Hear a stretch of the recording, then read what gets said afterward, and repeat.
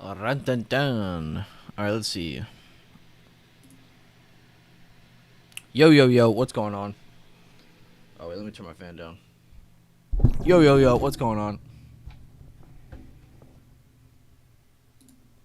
Let me share the stream link. That would probably help.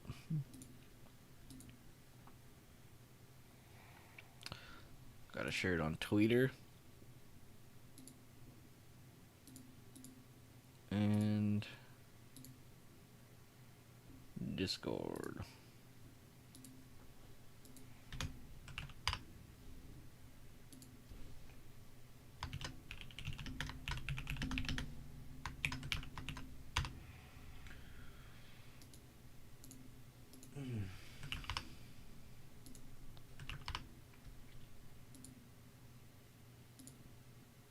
Alright, I think I shared it around enough. I think we're good. Trying to move my mic enough. Good morning. What is up, Eric? What is up, Alexis? How y'all doing? Good morning, E. Good to see you. We got about 20 seconds before the market opens. Looking bullish again, not gonna lie. Yesterday we were kind of in a resistance, slowed down, fell into 50%, pulled back up very last second. And then today we have some higher lows all in the after hours, all in the pre-market for the most part. I mean, this is really the only slowdown right here. Market is open. But yeah, higher lows looking good. We're already bullish above this level, but you're definitely more bullish if you can get above this level as well, if that makes sense. We're not really going to be super bearish under this because it's a little bit of a buffer zone down to here. But I do like short-term setups that are rejecting this level. But I definitely like anything that's breaking 637.50s for downside. So anybody who's looking for downside, you just got to wait for that to break. But you can definitely get some warm-up signals under 638. But 637.50 is your better, more crucial level. So you'll probably get more fluent like drops from there compared to 638. And vice versa. This is kind of a buffer zone. It's a good thing that we're holding this for buyers, but it would definitely be a better sign if we were pushing over 639 in pre-market high. So be aware. But that is your short-term game plans for up and down. Let me know if you guys need anything else for SPY. I'm going to move on and cover a couple other charts real quick. SPX is already starting out at my main psychological target, which kind of sucks.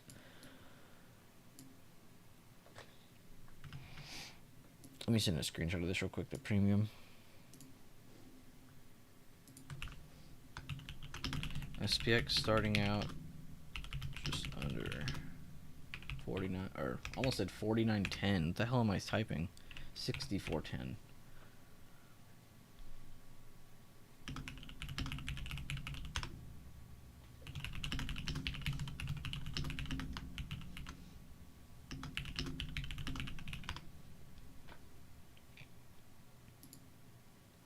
All right. Basically, we're looking for pullbacks from this down to previous day high, most likely, here at the open. We'll see if this can hold, and if not, then we're going to come down here and try to hold this. And if that breaks, then we're probably getting a lot more red candles than you guys think. Triple Q.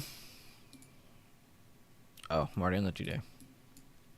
Triple Q, I don't really have any levels in this. I've just been kind of watching it day by day. But overall, they're just against their pre-market high in the same sense we see SPY. SPX against that 64.10. So I'd definitely be watching pre-market high this morning. And then whatever this is seems to be pretty important. No, it's not pre-market low. That is way down here if you're not counting this stupid wick here. But what's important here is that they did kind of push up. They have like a hammer here, higher lows. And then they did it again. They came back and touched the same level. So that's pretty interesting. So it's kind of a little box you can watch there for Triple Q pre-market. If you're like me and you didn't mark a bunch of levels or anything on this. Previous day high. If you want to throw up some other levels, previous day low, and probably the previous day open as well. It's right there. Where's previous day close? Yeah, so you got yourself a pretty good looking chart there. IWM, I'm going to be surprised if this goes up, but we'll see. They're looking like a struggle bus right now. That's about it for them.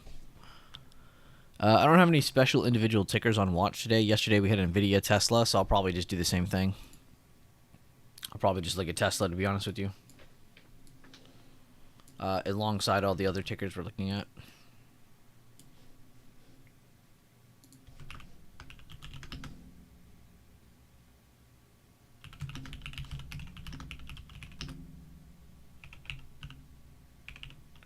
I'm typing Tesla can pull back under 320.40s if we don't see the hold. That took forever to send. All right. Good morning, good morning, good morning. Good morning, Dr. J. Good morning, Maddie. Good morning, Lag. Good to see you guys. E said, nice little overnight gap to draw. Oh, on the SPY chart. Yeah, you could definitely do that as well. You guys definitely will never hear me complain if you're someone who's doing that. I'll throw it up on a second chart. Here's previous day close. What am I drawing? Here's previous day close. Here is today's open. So technically, the most important levels... Actually, you could leave that. I don't know. I don't even know why I do that. I might as well just leave it. And then... the only other thing you should draw is probably this level, though. That's scary how that lines up. And this is the previous day halfway point. All that drawing is just fancy crap. Really, we're just getting a 50% of the previous day. It's nothing super special. But it is very special at the same time. Whoa, whoa, whoa.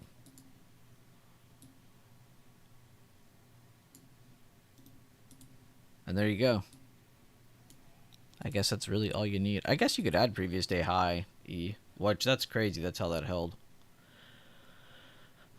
Which, you know, it's funny. That's how my chart looks. Without the gap fib. I'm looking for the same thing. You see, that's how it's funny. In one of my playlist videos, that BB Theory playlist, I literally go over that. I go over simple versus complex levels, and that's what this literally reminds me of. Like, you could have all these extra levels on your screen, or you could have a super simple setup going, you know, with just a little bit less and one fib.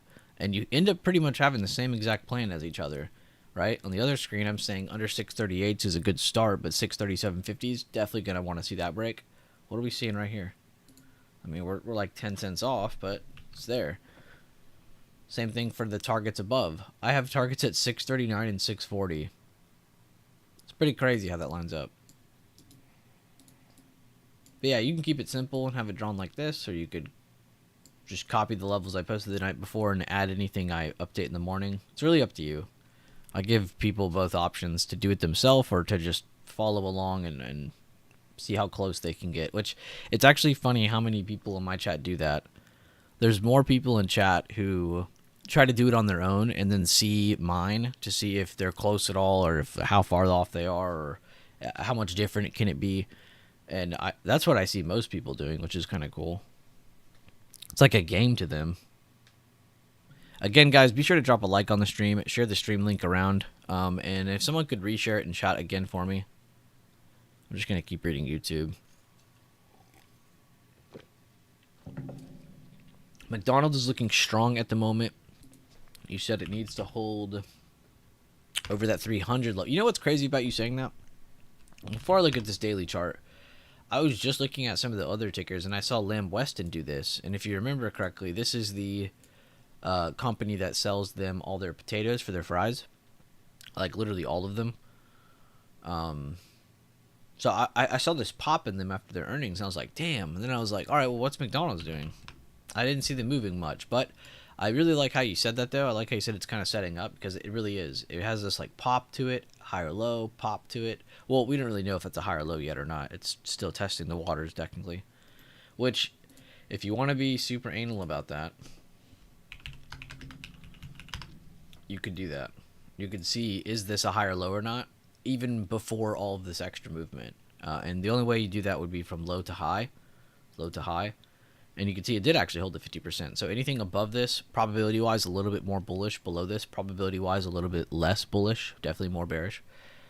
Towards the mean, towards here.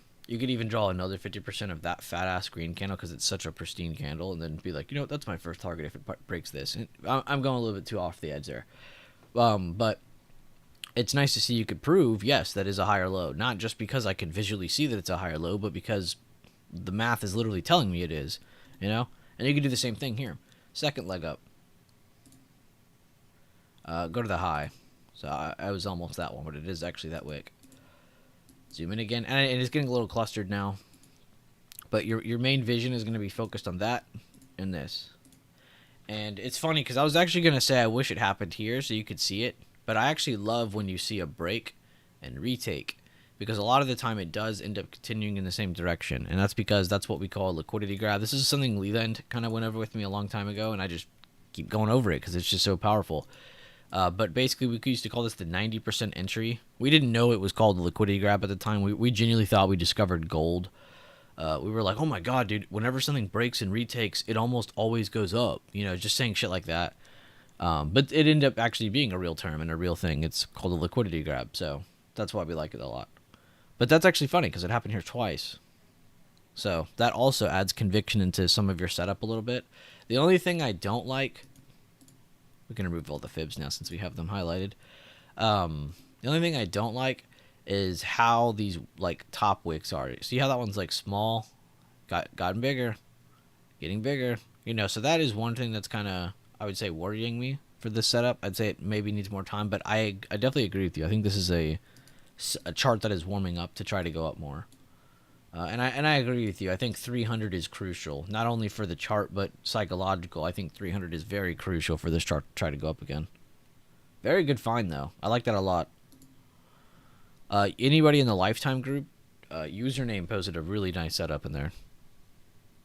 And then in Premium the day before, if you guys are in Premium in Discord, Shane actually posted something that I think everybody should go look at. And I kind of added something onto it as well, but...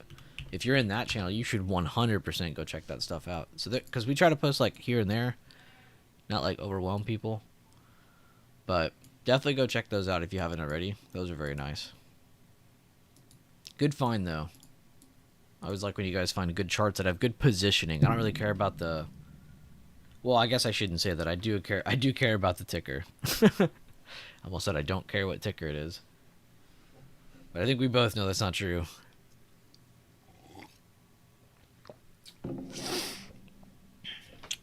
Let's see here. Levels lined up all nice around. Yeah, they did. Sold my USO $78 swing for a nice, or for a decent 30%. Most likely at it. These moves continue. Let's see. You already caught 30-something% on this? That's crazy. Did you just get in this yesterday or something? Or the day before, maybe? It should have been. Maybe it was yesterday. Let's see, though. I actually kind of... Let's add this. Holy crap. Maybe not to that wait list. Maybe not to that one either. 1 second.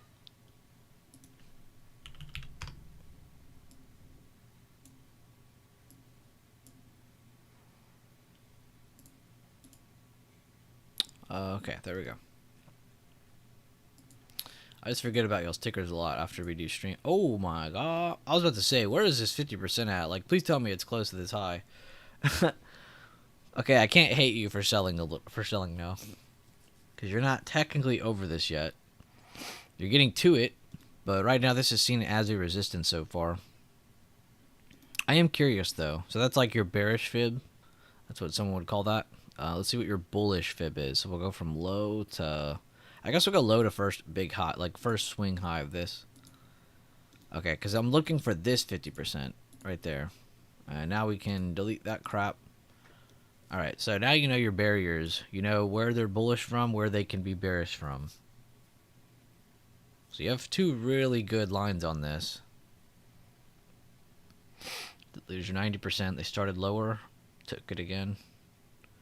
If you ever see that too, like any recent lows or a 50% of a drop or of a rise break, and then a retake that next day, or even like this where it's a lower open into a higher close above that level again, the break and retake, I would definitely swing that.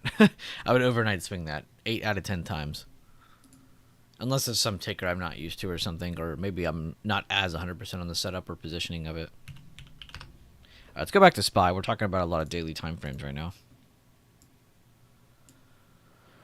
And then let me do this for y'all. I've been trying to do this every day. Pull up the options chain. I detach it. And we try to find a contract.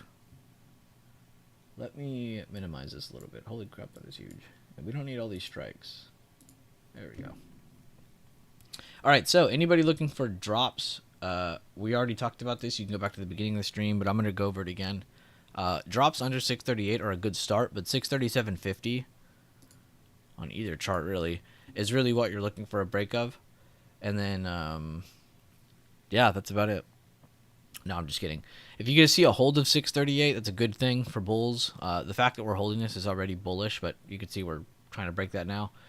If they end up holding this and getting any kind of push over 639 or pre-market high, definitely a good sign for more buyers. We'll have to see. If we end up getting a dip, we'll end up looking into a dip, lower high setup into possibly a base build middle of the day. So we'll see if we get our dip and base before the end of the stream. If that's what this is trying to do. If we end up getting a hold here, of course, we'll be looking for pushes beyond 639 most likely. Contracts to look at, though. So if we do get the break of 637.50s, looking at the options chain for same-day scalps, the 637 and 630... No, I take that back. The 638, 637, and 636. This is your range for downside. For upside, I don't really like this one. 640 is But by the time we're pushing, it'll probably be fine. So yeah, probably between 638 and 640 for upside, and between 639 and 637 for downside. If anybody's looking at contracts. Anything outside of that, and you're kind of just shooting in the wind.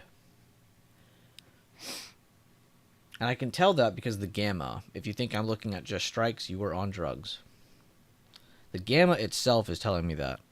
Anything outside of this 0.15 I'm seeing, or this 0.18, you're just not going to get much movement on that kind of contract if it's anything lower than that.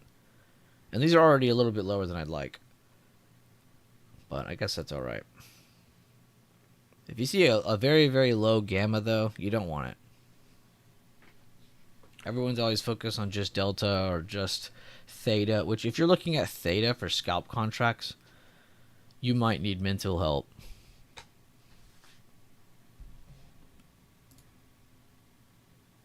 What's up, Tobias? Looking good, man. How's it over there in Europe land? Us Americans don't know what it's like over there. Waiting for this energy drink to kick in. Lag, which one did you get? Potatoes, you say. Got it on yesterday. Good shit, Alexis. No, good job. You got yours. That's nice. And it kind of probably gives you a little bit of, like, patience, too, because now your next setup will probably be even better, just because you've already gotten a piece of the pie from that chart.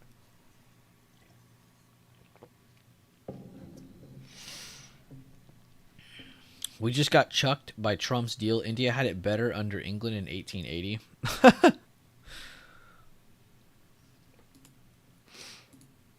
It's wild.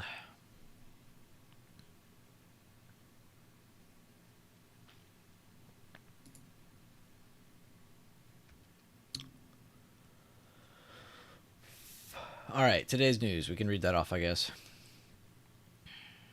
In 13 minutes, we have job openings and consumer confidence. So you should expect a lot of movement here in about 13 minutes.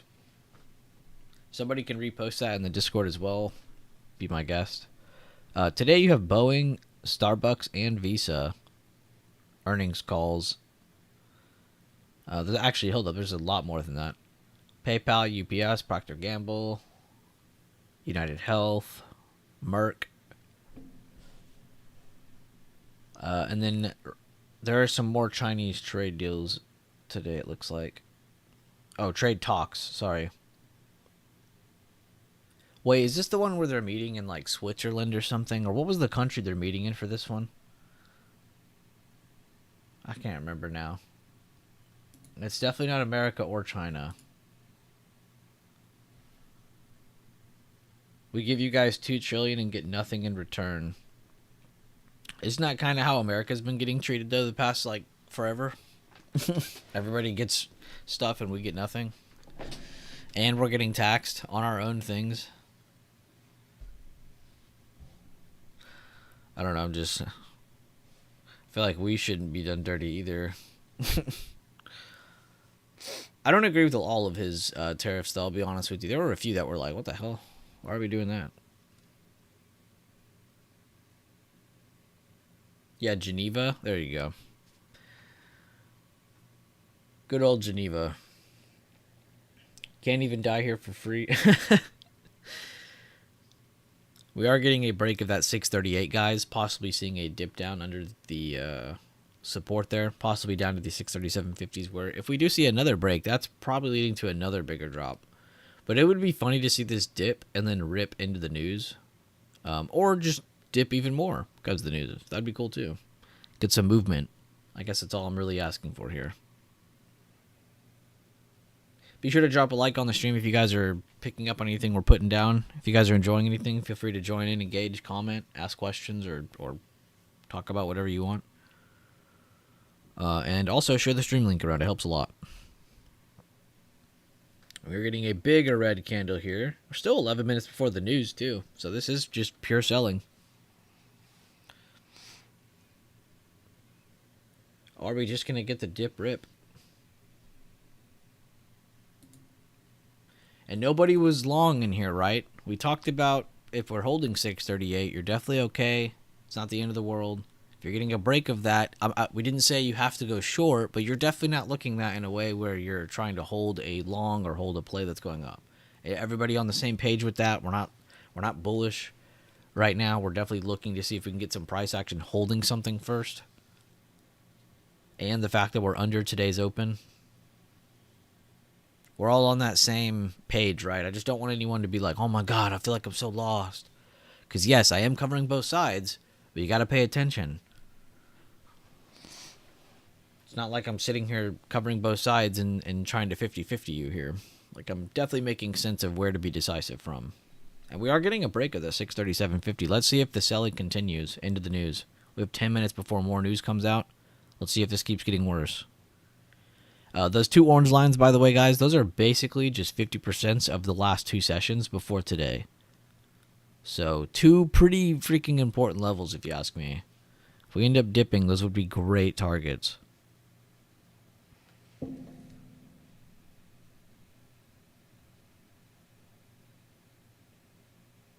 Who do I blame for my trades? My bad trades, clearly not me. I just wanted to make sure we're on the same page. I don't even mean from a trading POV. I just meant, like, does everything I've been putting down make sense to everybody who's in here so far? Because it's been pretty clear. I'm not saying you should be jumping into a shit ton of trades yet, but you should definitely know where on the chart you should be more bearish and more bullish, if that makes sense. There's, like, areas for it. For each day, they move around. It's not like it's always the exact same spot every day. By the way, I didn't bother adding previous day close because it's barely above this level, if anybody was wondering. Same thing for the open. It's just barely under this level, so I was like, you know what? We'll just keep it clean looking. It's a little easier to look at this chart. Me trying to sneak that 640 level in at the top of the screen.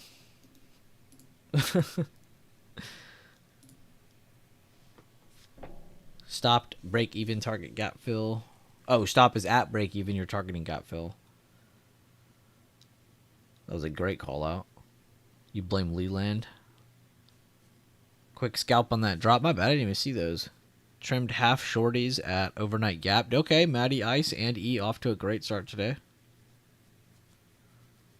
Don't get in their way. You're waiting for the news? Yeah, I don't blame you. And it looks like we are getting that dip. Potential rip here from news.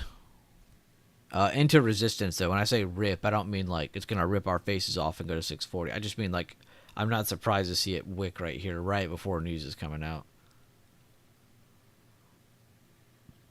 So it's good you guys were trimming at least a little bit there if you were in early, which I always tell people this. They always ask me, like, how do you know if you're in too early to exit like that? Or how do you know if you're too late or this, or like how do you get the timing down? And I always tell them you just got to treat it as if it's like your entry. Like if you're entering something and you know it's a little early before some of what you were actually planning around, then how should you treat your exit? Probably a little bit early because you were treating your entry a little bit early. You know, treat it the same exact way, right? If someone's yelling at you, now bear with me here, you're probably going to yell back. You're going to have that same energy, you know? It's like it's the same thing with this. You know, you're entering kind of early-ish, then you should also be mindful that you should most likely be exiting early-ish. Just because of the kind of trade you're getting into. Vice versa, too. If I'm getting into a super patient setup, I'm definitely, I planned around all this stuff and all three conditions hit, bam, I'm in. You know, but I'm also in the understanding of, well, I got every confirmation I needed. You know, I might as well, you know, try to aim for the fences for this one, but be mindful of where's my stop, where's this, where's my targets. You know, try to not just hit a home run. You know, you're not going to do that, but be in the mindset of understanding it is possible on this trade because I actually waited. I had all my confirmations pop up. Like genuinely, treat your exits like your entry. It's weird hearing that, but it's the same tempo. You can't change it. If you change it, you're throwing off timings. You're throwing off how the price action's working, even though you don't have any actual connection to it. You know what I mean? It's just about timings with yourself. We always love to blame the market, but we never blame ourselves. But that is something you have control of, is your tempo. Contemplating making tendies in the air fryer right now. My brother in Christ, did you not just say it was 7 a.m.? Respect, honestly. I wish I could be hungry for chicken tenders at 7 a.m. Respect. I'm genuinely not even hating. Tendies every time. Tendies is anytime, every time, all the time. What the? Yo, thank you guys for joining the stream. Definitely drop a like on the stream. Share the stream link around. I hope you guys are enjoying some of the updates so far. I'm going to go check out SPX real quick. And we did get the test of that previous day high. Okay, hold up. I got more to type.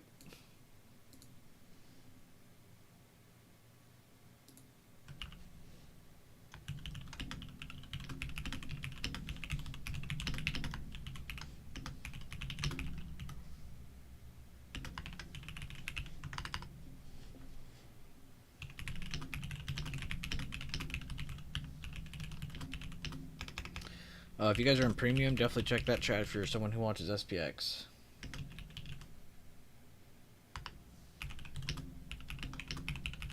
News in 4 minutes.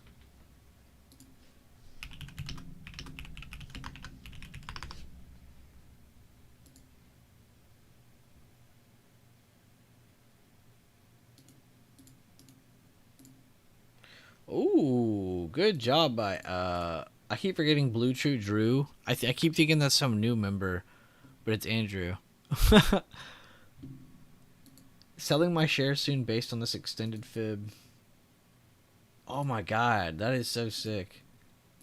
See, these are the kind of charts I like seeing.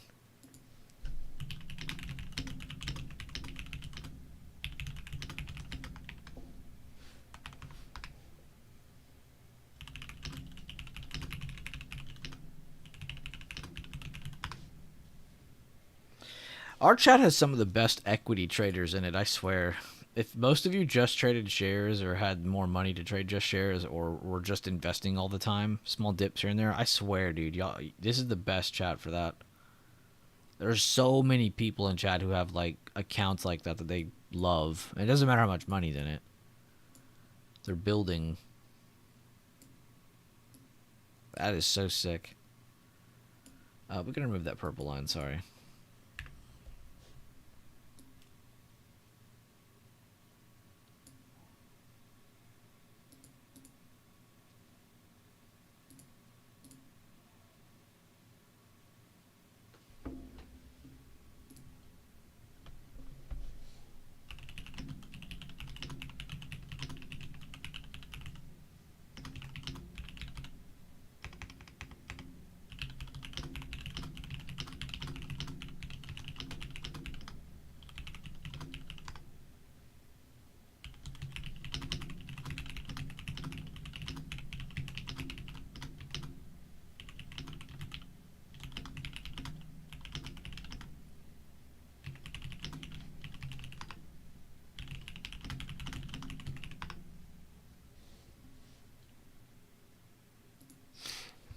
Sorry, I was typing.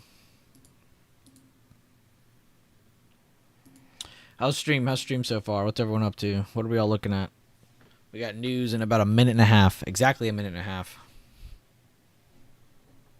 Stopped out runner? Nope. That's actually a good idea. Because we have no idea what's about to happen.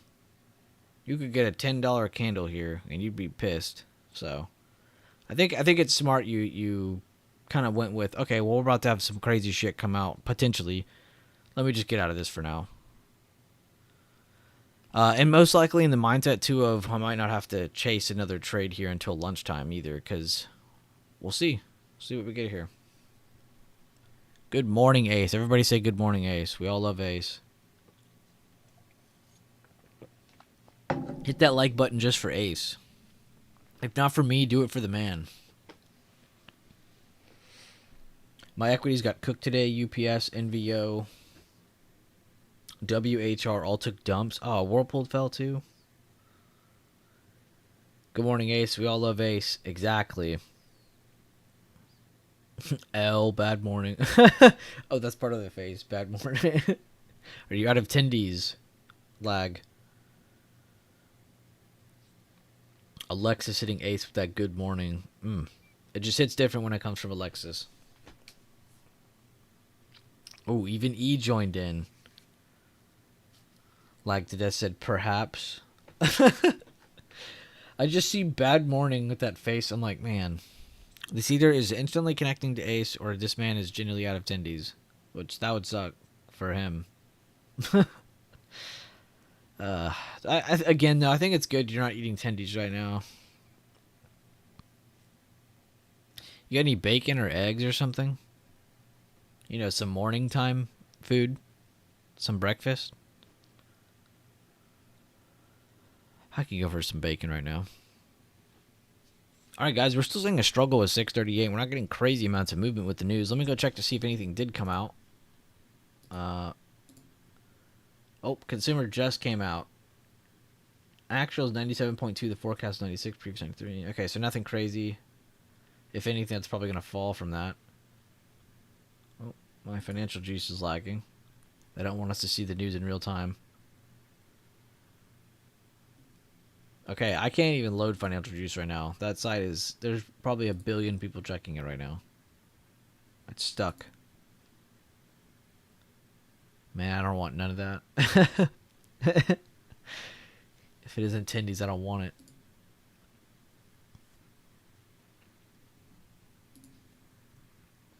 Just for an update, again, on SPX, we did talk about pretty much most likely pulling back to the previous day highs from the open just because of how we started out against that first level at 64.10.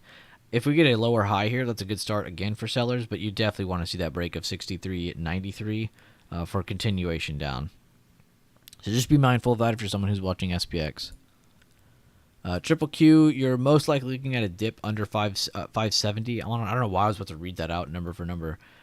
570.25. If we get a break of that, most likely seeing the lower part of pre-market down here in the 569.50s.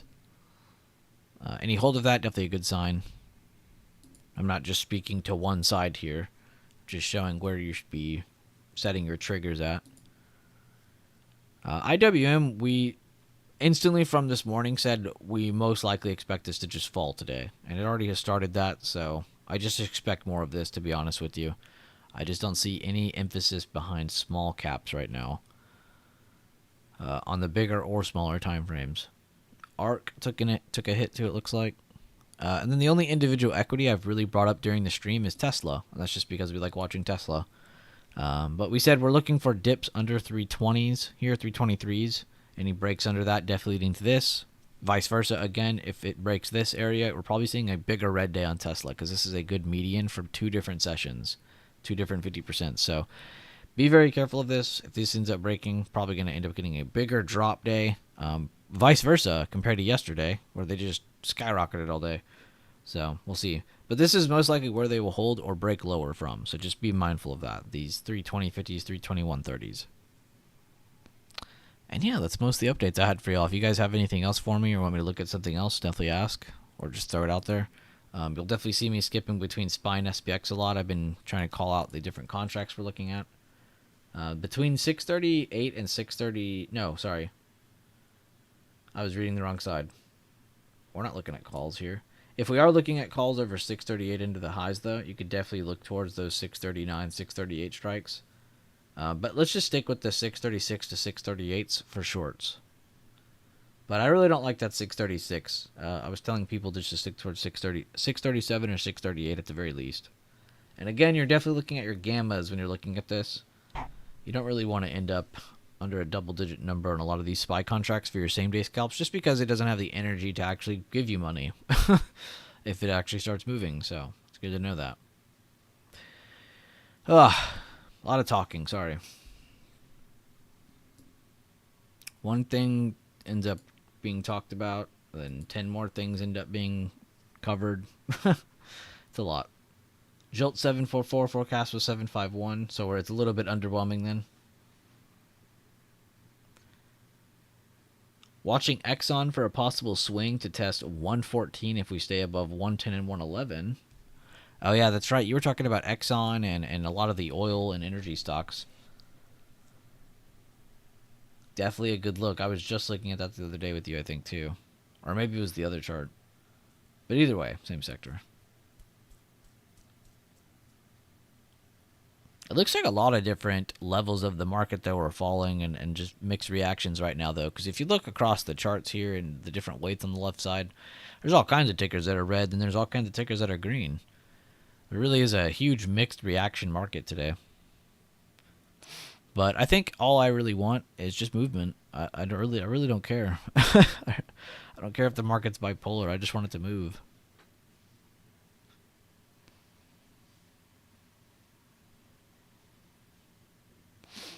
This is definitely looking more bearish than bullish as long as we're under 638, but it's not really home free until we're under that next level of 637.50s. You can see how we dip and ripped above it earlier, right before the news had come out. So it's definitely a bit of a spot there at that pre-market low for SPY. We're on our last leg here. Everybody making sense of that, though. We're all good. We're all on the same page. I don't want anyone to be in here 20 minutes later and going, oh my God, you didn't cover that. We did, though. You just weren't listening. So if you guys have any questions or you need to make sense of anything or something doesn't make any, you just don't get it, just ask. Genuinely just going over where to be more bullish and bearish from based on levels we've drawn way ahead of time.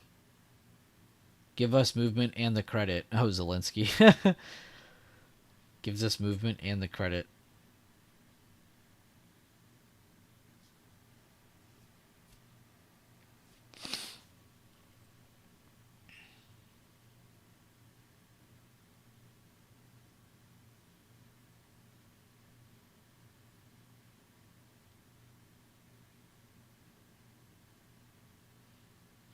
Yeah, Trump was like trying to end the war, and that guy's like trying to invade Russia and like be king of everything.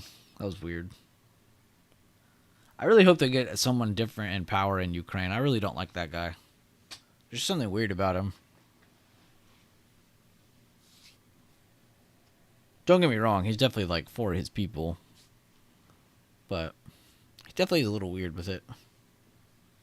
Reminds me of Trump a lot, actually.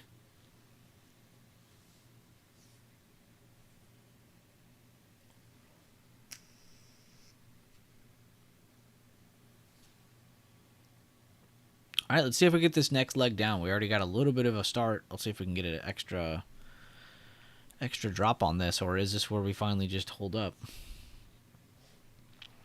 Again, guys, if you have premium, definitely be sure to check that in the Discord. I've been going over lots of stuff in there for people these past 2 days. Yesterday, I got an end-of-day call-out for anybody who is still paying attention. I also really like Shane's post on Meta, if anybody wants to go look at that. I added onto that as well, but I really, really like that ticker he posted. So just scroll up a little bit. I made it simple. Premium is basically just a channel with another channel, so you can just not get lost in all the stuff that we post. But if you have access to that, definitely check it out. There's a lot of really cool info in there that's in there for you. Same for Lifetime.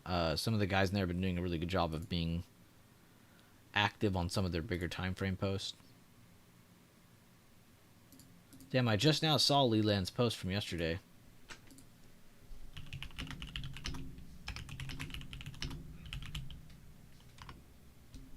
Good shit, Alexis. I knew about your game though, about that one.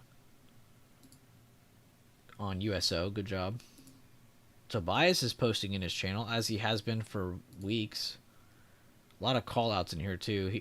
I literally tell people don't type like this, but he still does it, but we don't care. We like Tobias. We love Tobias.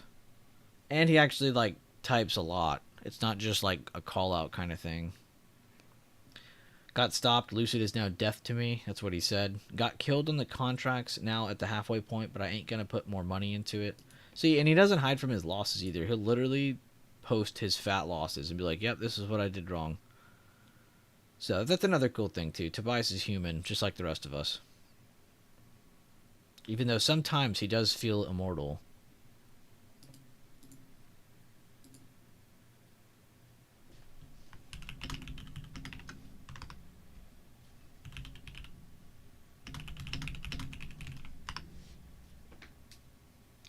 Chicken nuggets are fire though. Wait, are we also talking about chicken nuggets in Discord too?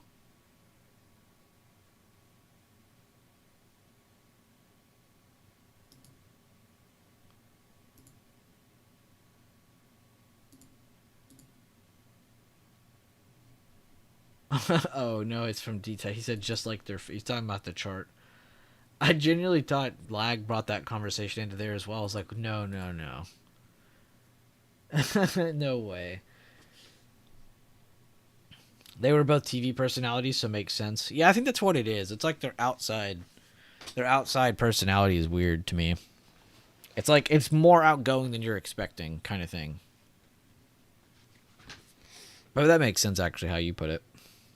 That's probably why. I am fasting, and this chat is hurting my feelings. Wait, are you really fasting? How long do you gotta fast for? That sucks, dude. I'm sorry. Nobody talk about food in here. Everybody shut up. If it isn't about charts or Tobias's stomach. What's the fasting for? Is it for what? You only eat 4 hours a day? That sounds like a lot. Or do you mean there's like a 4-hour window in which you eat in every day? I think I misunderstood that. Pre-market low, guys, is crazy. I want to see everybody go into Discord and type PML, PML, PML, PML. We need to see that. PML, PML. PML is very important right now. That is probably the most important level on your screen right now for SPY. Super basic level. Super key. UK food. Oh, there you go. That'll make you not hungry.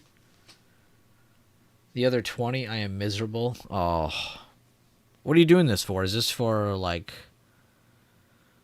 Is this like a religious thing? Is this like a workout thing? A nutrition thing? Like, what is this for? Did somebody dare you and said you couldn't do it, or... I bet Tindies are called Slim Chickpea Crumble Crisp. Oh my god. Dude, you know it's funny? For the first time, I saw what the mashed peas crap looks like that they have. It's like mushed green. It looks like guacamole, but it's it's made out of just peas, mainly. Wedding shape. Oh, it could be wedding reasons too, yeah. Bro's being tight with money right now. He's like, I will hold myself to only eating these 4 hours every day.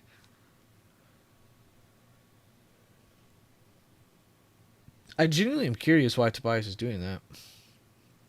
I always picture him as some king sitting on top of a hill eating and just yeah, living king-like.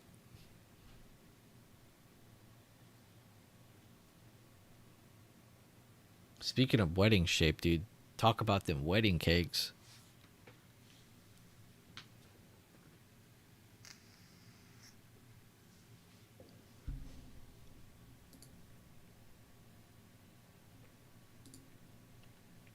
When stonks go up massively, they correct massively. I almost did it completely right.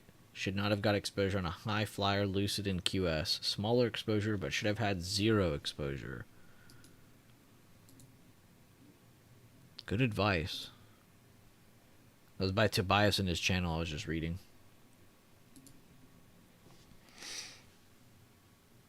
I lost weight for wedding pictures. I look good in the album. I That's funny. I didn't know guys did that. That's actually kind of genius. You're like, no, no, no. These pictures will be with me forever. I just need to work out these next couple weeks. I'll go back to my usual after this. There was an internet war on spuds or potatoes because they put cold beans on it. Wait, there was an internet war on this? I had no idea. I'm getting old. Because they put cold beans on it. Cold beans is crazy. I feel like I know some southern people who would put beans on a potato, but they would be hot. They would never be just cold. That's for sure. I wouldn't do that personally, but I definitely know some people who would. Yeah, but they would be hot. They would not be just sitting there fucking super cold. That'd be weird. What was everyone's food yesterday? I cooked 2 steaks yesterday. And a potato. Baked potato. What did Lag to Death have yesterday for dinner? Pre-market low is still holding, by the way, guys. As much as all of us want to jump into puts early, we are still holding pre-market low. I know what all of you are thinking. Because I'm thinking it too. The more we sit here, the better this is going to look for buyers above today's open. So all this is just like a first initial signal for what can come next. Whether we're falling under 637.50s or pushing above CDO, that's our second trigger. Make minced chicken and some eggs. Google bad? Wait, Tobias. He said censorship is muting me. I was just wondering what you're doing the fasting for. I think you went to go type when I was asking you that. In the chat. What are you doing the fasting for though? Minced chicken and some eggs.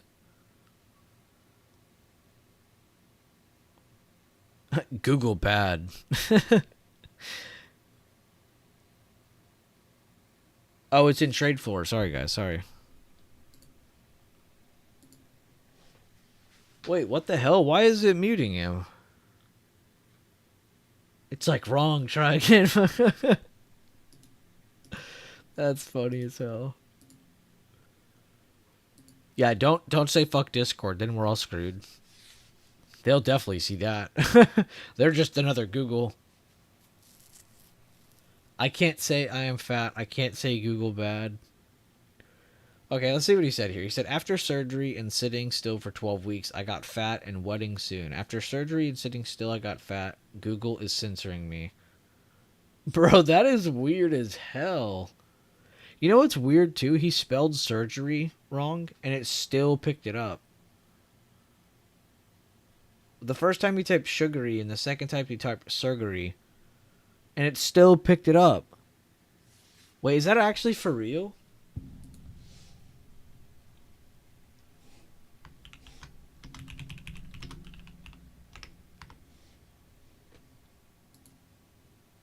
No, I don't think there's a law for you. Unless you're in the UK right now. The UK has some pretty insane laws that no one here would abide by. Oh, it's an actual EU thing for real? No way, dude. The EU sucks. Y'all can't even say bad things on the internet anymore. Get wrecked. Bro, thank God we won the fucking the revolution. Holy. Oh my God, dude. Shout out to 1776. Am I right, people? Bro, shout out to our ancestors. They fought for our internet rights and they didn't even know it.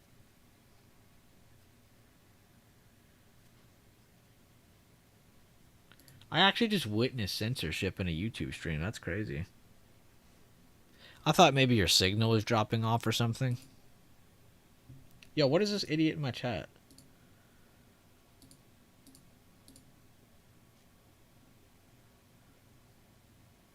Dude, I hate it when people do that in my chat. That shit's crazy. Digital Service Act. I'm gonna go read.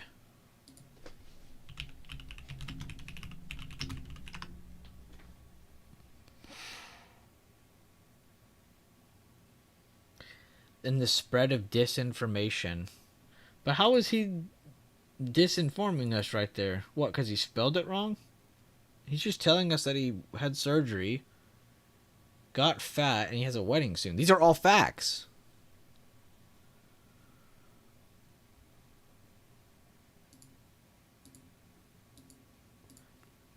Rob said, if you open anything up on Twitter and it says we are trying to verify your age, that's the DSA in effect. Little things like that. Oh my god.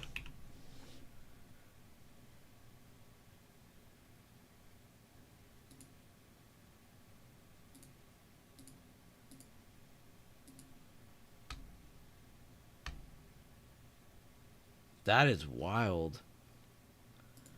I mean, I definitely knew about that, but I didn't think it was to that extent. I mean, I've never seen Tobias get muted before. Why is it just not doing it now? They're doing a really bad job at like executing these like laws and stuff, you know what I mean? That's definitely not even the worst thing he's ever typed. He has definitely typed a lot worse than that. And I know because it's Tobias. Tobias himself has typed a lot worse than that. But maybe I'm remembering Discord. You said fat, which is bullying. You said censoring, which is bullying to Google. Oh my god. You're right. Wow. That's crazy. Well, Tobias, you have the Discord at least. They're mainly attacking like neo-Nazis and stuff, so I think you're fine. That's wild. I'm still just like, my eyes are just mind blown. And it's not that. I think it's just Gemini censoring YouTube. It's today. DCA started in 2022. No, I also talk trash in YouTube chat. Always have. Yeah, that's what I thought. I mean, you think I would remember. You know, I'm the one reading all these comments every time.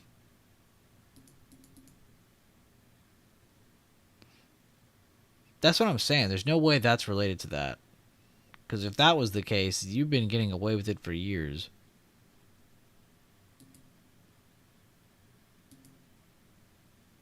I just want to go back to Xbox Live Chat. See what I mean? Like, oh, that's too funny. I just want to go back to days where there was no such thing as censoring. That's too funny. Guys, we're still looking for moves outside of 638 and 637.50s. I mean, outside of today's open and 637.50s. What the hell am I saying? 638 is more of a deciding factor level. If we're under it, we're definitely a little bit more bearish. If we're above it, we're a little bit more bullish. But we're definitely looking for triggers above today's open right here and pre-market low. But also just this level here. So we're just saying 637.50s because we're lazy. If we do get a dip under this, you guys should be looking at the 637 and 636 cons. You could look at 638, but by that time they're probably over 100. But yeah, 637, 636 strikes for same day scalps if you're looking for that. Which both of those are actually really good priced, right? Really well priced right now. Really good price. I always sound like a caveman when I'm talking.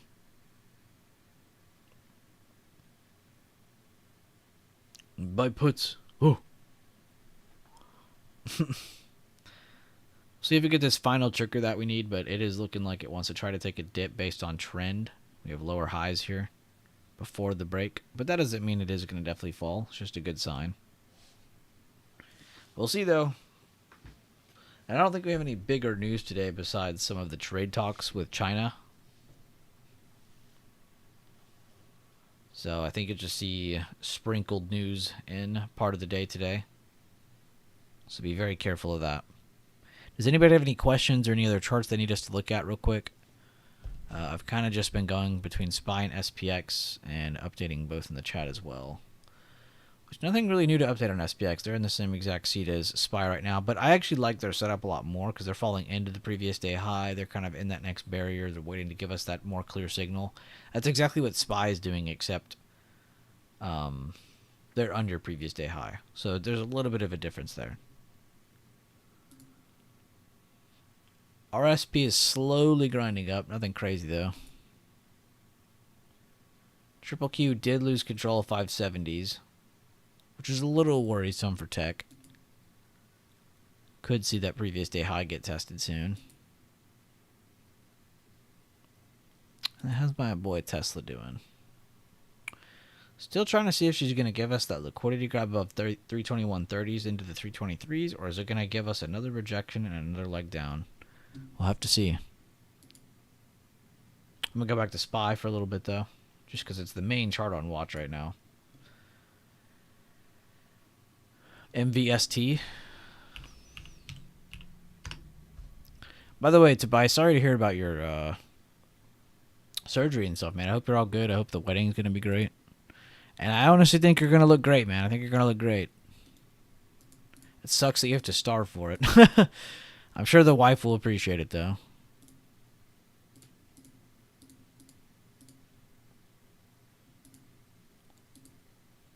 If you don't lose weight, we're not getting married.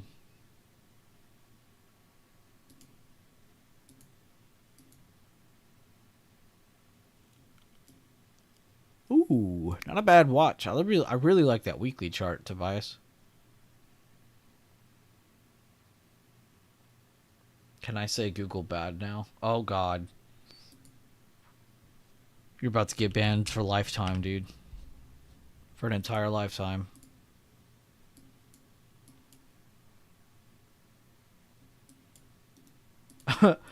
Tobias is like, I changed my IP. I made him think I'm in America. Above 168 on J&J, I like calls. Good looks, good looks. It is already above previous day high and open. It's actually pushing into the 2-day ago session now already. That's crazy. Really nice moves on J&J today. Who would have thunk? I can't zoom in. I hate when it does that. It like goes to the other tool.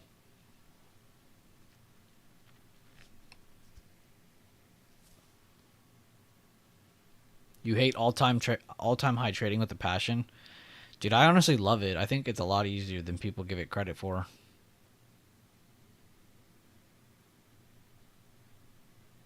The weekly... Oh, okay. That's probably why then.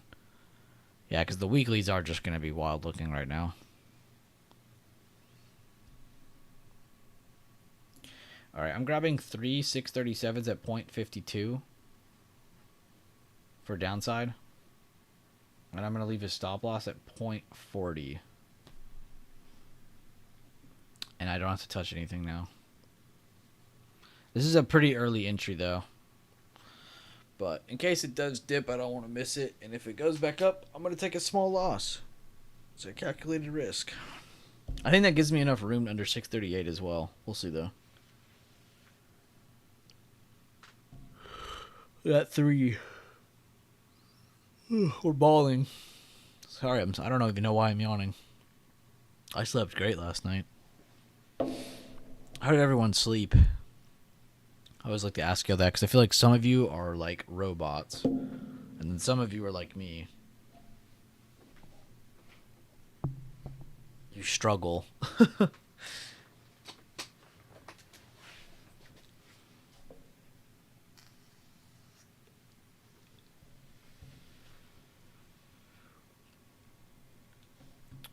I'm still reading this Digital Service Act. It's kind of wild.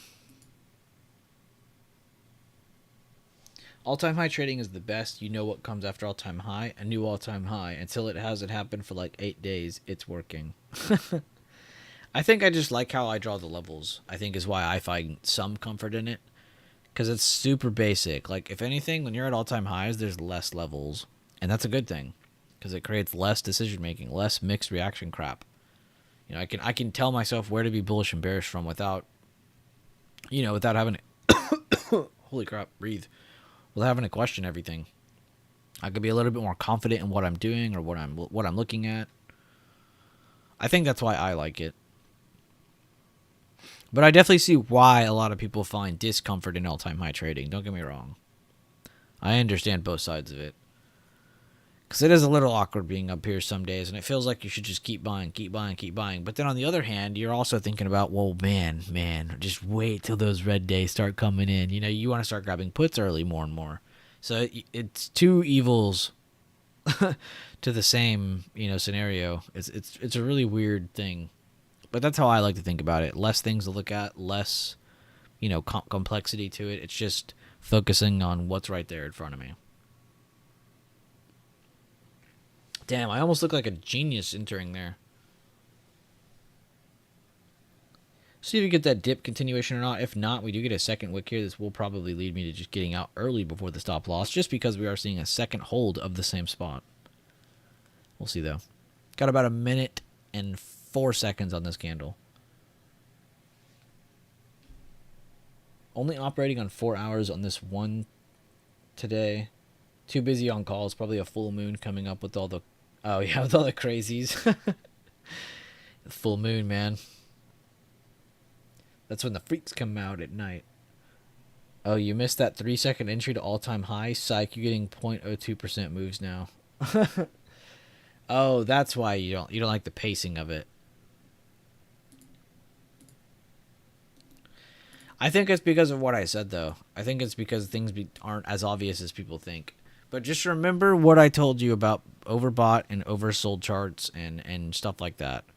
What do you look for? Gapped up small body candles. The more you get of those, the worse the future of that chart is, right? Which it's funny I say that because we have 2 of them in a row right now, with multiple gap ups just before. So, I mean, you could confidently say we probably will get a slowdown soon. Over probably this week. By slowdown, I mean like more than just a couple red candles popping up.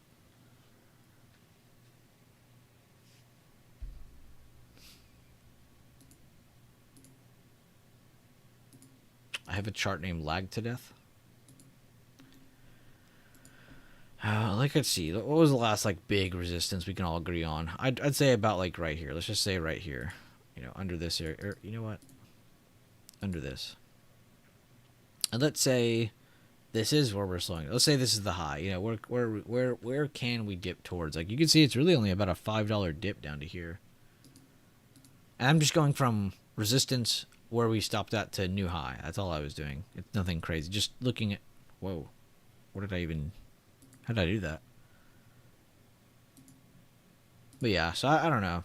It can be a little bit of give and take, I guess. You're not going to see me get onto anybody complaining about all-time high market. If you don't like all-time high market, you can express that opinion. I'm definitely not going to bash anybody. Because I understand it. The pacing can be a little bit But I don't know. I think I like it because you know for a fact that you're definitely going to get a lot of really good opportunities in the near term. Just because of where we are, So I think that's one good thing to look forward to.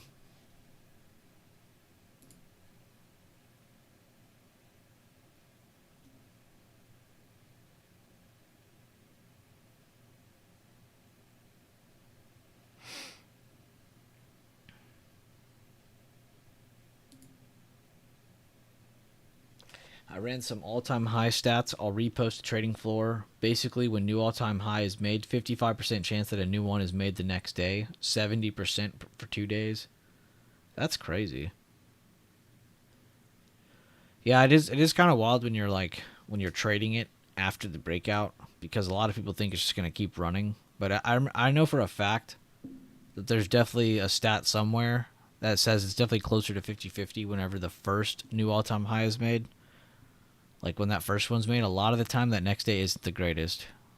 And it's because of that exact mindset of oh, it'll just keep going. And then the market traps everybody. And then that's when they have the energy to keep going up, like your stat says, the liquidity grab or the break and retake. That's where it ends up being all right, let's have 4 all-time highs in a row now. Because it has the energy, it has the momentum, it has people on the ropes. Everybody's thinking it's going to slow down, then it doesn't. Everybody thinks it's going to go up, then it doesn't. They're really good at whipsawing people. I say they. There's some round table. I do remember you posting something like that, though, a while ago. Let me see.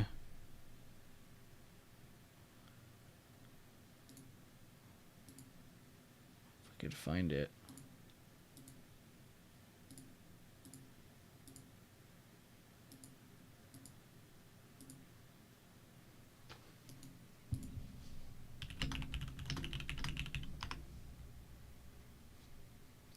I didn't even know Kevo's been busy while I was gone, I assume. He said summer's been busy, y'all gotta lock in soon though. I like that too, like someone like him, like he's been kicking ass in the market and he still is like grinding. He doesn't care. It doesn't change how he thinks or acts every day. I really like we have people like that in our chat, like Kevo. That's a really good role model. Which is funny because he's younger than a lot of you probably think. Dude just got a good head on his shoulders. How's the contract? We're up $4. Or 12 if you're counting all three, but 4 per. I'm really not paying attention. Hard stop at 0.40 if you didn't hear me.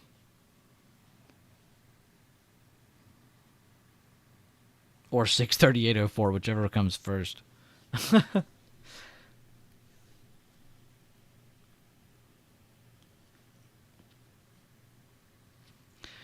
Come on, give us some movement, man. I don't even care if I'm wrong at this point. Just give us some movement. Everybody in my stream is dying just hearing my voice. How is everybody, by the way, in the stream? How am I doing so far? Hopefully I'm not too annoying, rattling off all these updates. I'm about to have to take my medicine.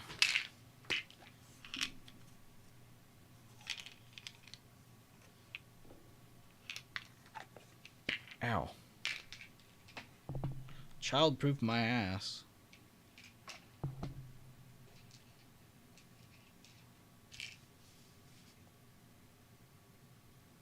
Old man meds? No, it's for my tooth. I ain't got no meds like that. Now, I refuse to be one of those people who grow up and are taking like 60 pills a day. That shit's crazy to me. There's pills that counteract other pills. That's how many pills people take. Shit's crazy to me. Like, taking a nausea pill for taking painkillers on nothing, that's normal. Taking a pill because another pill does this and this other pill does that and this pill does this, it's like, what the fuck? Dude, I feel like I'm going to have a heart attack. I take that many pills. I'd freak myself out into one because of that. There's no way. You can hear them bones crackling. I do be popping my knuckles a lot into the mic. I need to quit doing that. I also freak my mom out. Sometimes I'll pop my neck, but I won't like use my hands. I'll just like do it and just like have like one finger like guiding my head so it doesn't fall off my body when it breaks. This shit's always funny. I know you heard them neck pops.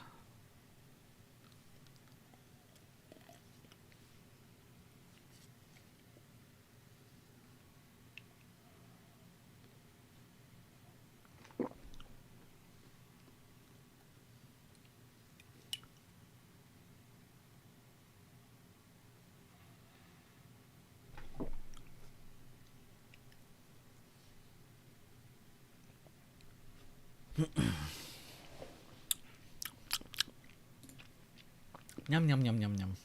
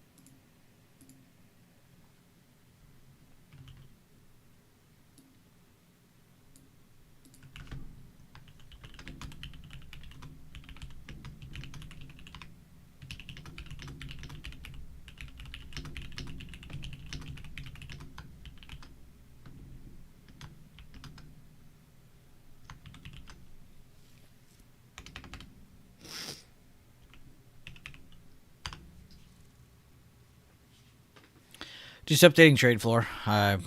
Going back. We're still battling this on SPX. No change in that.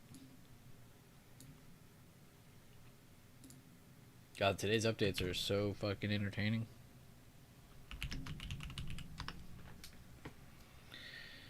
Back to that. Thanks, by the way, guys, for all the likes. Likes and stuff on the video. Or stream. The hell am I saying? Definitely appreciate it.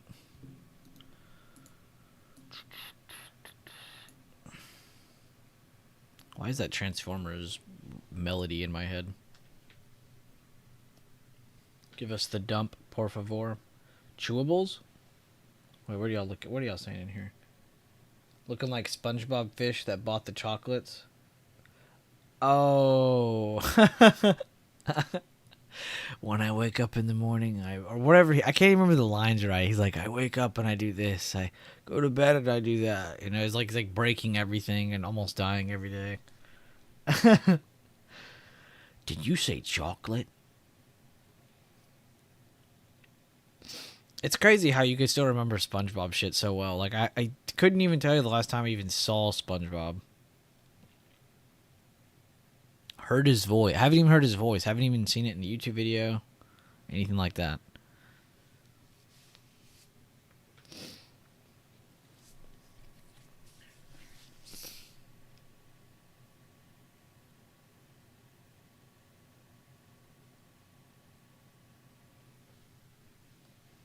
You bought your girlfriend a plushies of a fish from SpongeBob? Like one of the basic background fish, or who?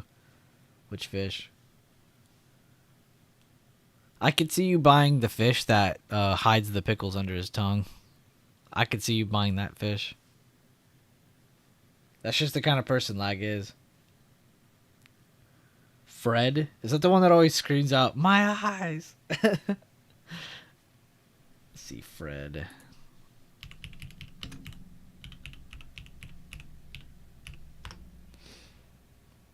Oh, okay, this one. That's funny. I deadass didn't even know all those fish had names. That's crazy. Like, what's the blue one's name?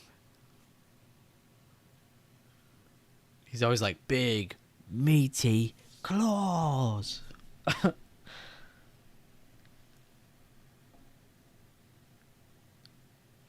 Like, that fish was British, too. It was weird.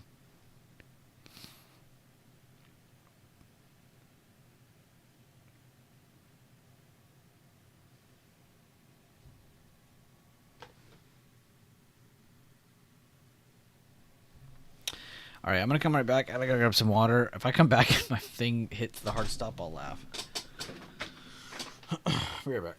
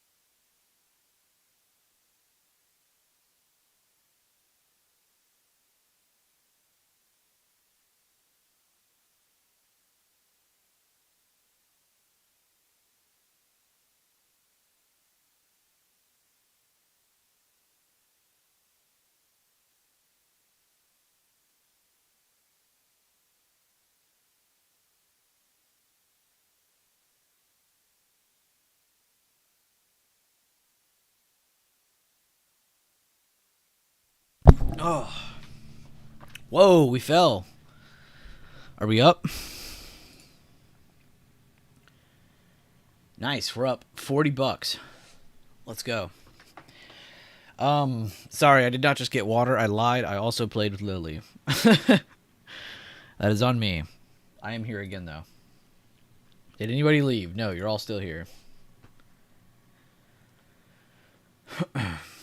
What's going on, Alexis? I'm going to trim one, actually. Just so I feel a little bit better about this. At 60, so... No, wait. 0.61, let's go, okay. So 9 out of the way. We got another 18 sitting there. Or two sitting there. What the hell am I saying? I meant profits. We got 2 contracts sitting there still. 637s. They're at 0.65 right now. Which I'm curious. Where's this at? Okay. Well, good job so far on the puts. If anybody joined in with me, we got in at 0.51, 0.52, depending on what you clicked, on the 637 strike for same-day scalps. And these trades, you typically want to be in and out in like 30, 40 minutes, tops. The sooner the better, though. If you get out in fucking 2 minutes, you're not going to hear me complain. I definitely don't mind those. And nice, we're actually getting a really good boost in our contract right there. I'm going to take one more off at 70. Wait. No, I guess I'm getting it to 69. Oh, there's 70. Alright, last one. Now this one we can just ride all the way to 636.79. And if we're wrong, and it goes and hits 637.58, then we could just cut it there. It's no harm. No harm, no nothing. Alright, I can move my mouse now. Targeting PDCP if possible, yeah, that would definitely be your highest probability target. Or best efficient target. Now, do we have the energy or momentum to make it there? We don't know, but we'll see. Let's go check some weights real quick. And let me check SPX as well. I didn't get to even peep it yet. Okay, it is breaking a little bit lower. Our SP is at a low, so we'll see if that slows up or not. Triple Q didn't keep selling lower under 569.50, so we'll see if that happens or not. If that happens, that's a good sign for sellers. If not, then better sign for buyers. Or should I just say worse sign for sellers? I wouldn't say any of this looks good for buyers right now. Seeing a little bit. Microsoft trying to fall more. Nvidia looking top heavy. Holy crap, Amazon. Can you believe that's not even 1% down? All those candles and that wasn't even 1% down? Tesla in the struggle bus area. This is where it did the break and retake. We'll see if it holds. If it breaks, we could definitely take that as a bear sign. And it's important to go through a lot of these guys. Why we do that is because they're all the top weights of SPY. So we see that there's a bunch of things falling, yes, but there's also a couple things just kind of sitting there. I saw a bunch of those not moving at all. So I think that's why we're getting a slow-paced drop. And you see that? I don't have to be a scientist. I don't got to have a degree in anything. I can just go through a bunch of things and figure it out. For the most part. We're never going to be 100%. That contract's still at 0.70. If anybody's still in, that's 18 per. 18 profit.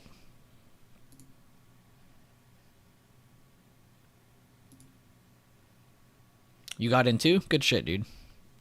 Yeah, you're not gonna see me ask who's in with me a lot because I really hate pressuring people. I know a lot of people in my group especially are a lot like me. They like to kind of just grind, do their thing, get comfortable, and then maybe later they're a little bit more outspoken. But at heart, a lot of us are like introverts, and we're just trying to learn, grow, and then later on we kind of expand and we spread our wings a little bit around the people we're comfortable with in the chat. But we have a lot of people like that, so I don't like. I'm done asking those kinds of questions because I really hate pressuring my people. Let's go, let's go, let's go. That hit 0.80 for a second. Come on. These are up almost 50%, by the way.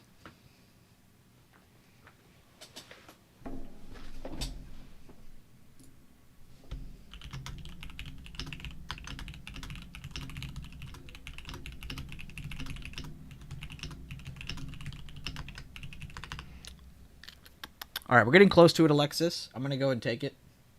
We're in the money. Oh my god, let's go. 0.85. It actually just gave me the greatest fill of my life.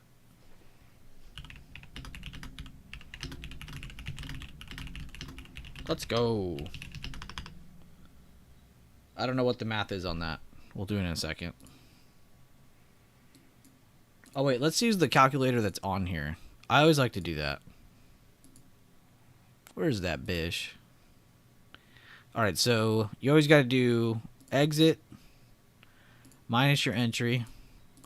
That's your profit per. And then you do 3,300 divided by 52.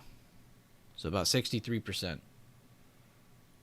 63.461538461538. It's actually 461538 on repeat. 461538 461538. You'll probably get that an infinite number of times. That's pretty cool. Well, there you go. That's how you do the math.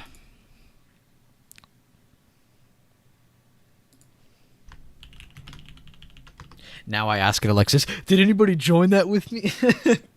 Or after I just explain why I don't do that. Or why I'm not going to do that. You got 44%. Good shit. And yeah, good stuff if anybody was in that. I don't care if you are or not. The most important thing is to understand why we were in it. Why did we like it?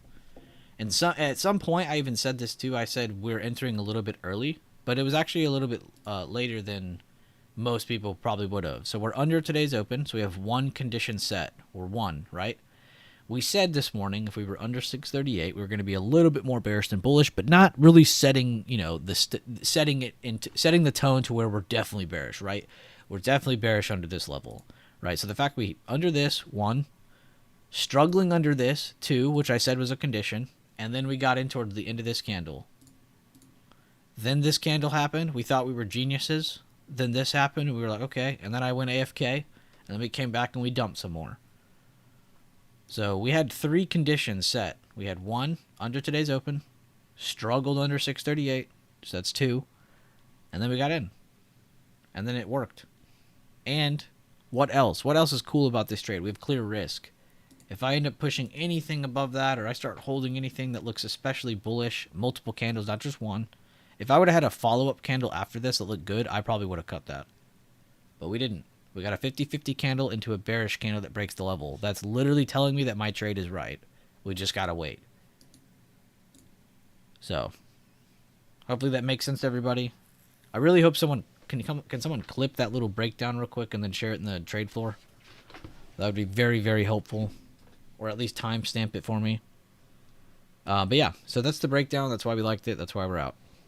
And the reason this was our target, can anybody tell me? Before I move on, I would love for you guys to get this on your own. Why is this our main target? Even though we trimmed a little bit along the way, why was this our main target to get down to? Can anyone tell me why?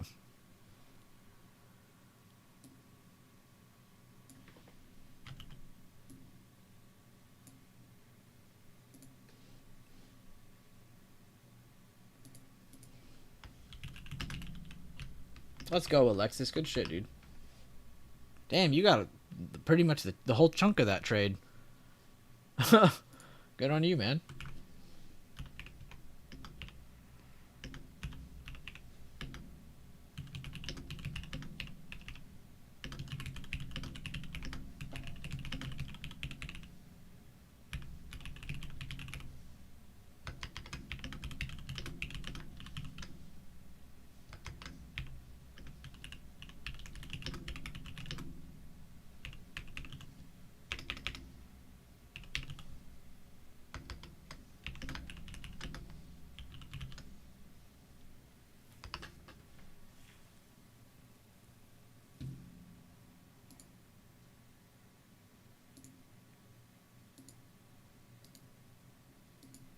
Nice, Tobias. I'm catching up on your post now.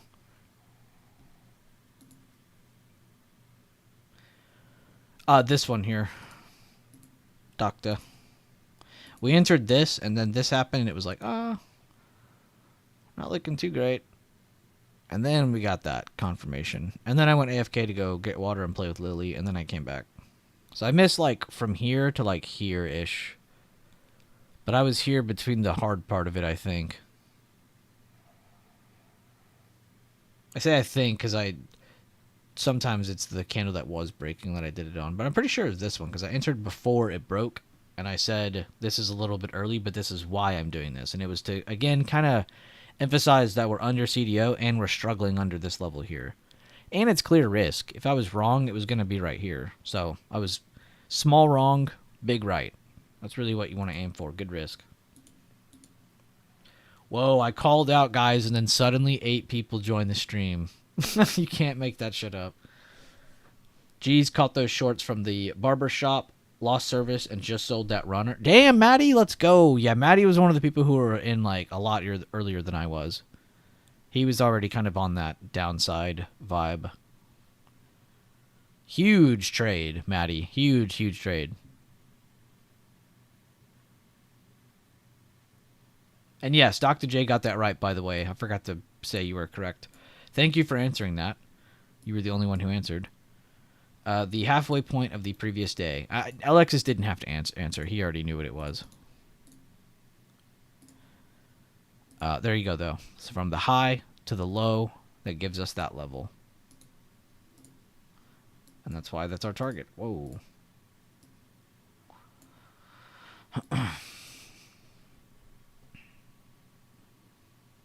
Good shit, Maddie. Good shit, Alexis. Good shit, Doctor. Regardless of people joining in or not, I just want people to understand why you like it and how you should trade every single trade. This is a good example because it's super basic. We found a couple reasons we liked it, found clear risk, and we got in. That was it. And we were constantly mindful of what contracts were the more active contracts around where we were, right? If I had said, let's look at 640s from here, it's like, not really helping us out there because we're only talking about one side. We're not even discussing a good contract. 640 is a bit too fucking far for a same-day scalp. Again, kind of alluding to looking at that gamma a lot more and checking that to make sure you are choosing a contract that is worth it.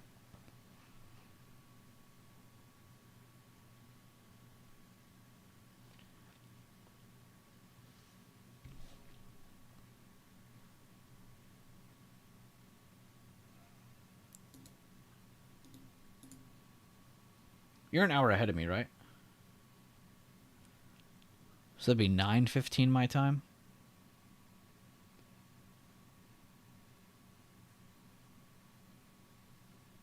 With stop at previous day high, targeting daily low, and then previous day close and previous day control point. Over 4 criteria were met, and we executed with reasoning with targets. Yeah, man, it feels good. Hopefully every trade can be like that. And then Dr. Shea said, unfortunately, I had something to do, set up for tight stop, which was filled early. Oh, okay, so, which is crazy because you probably entered the best candle. You entered the last weak-looking candle against resist. I say best because this was probably when the quotes were still going up, and this is probably going to be the cheapest fill for a put on this candle. And I was only one candle after you.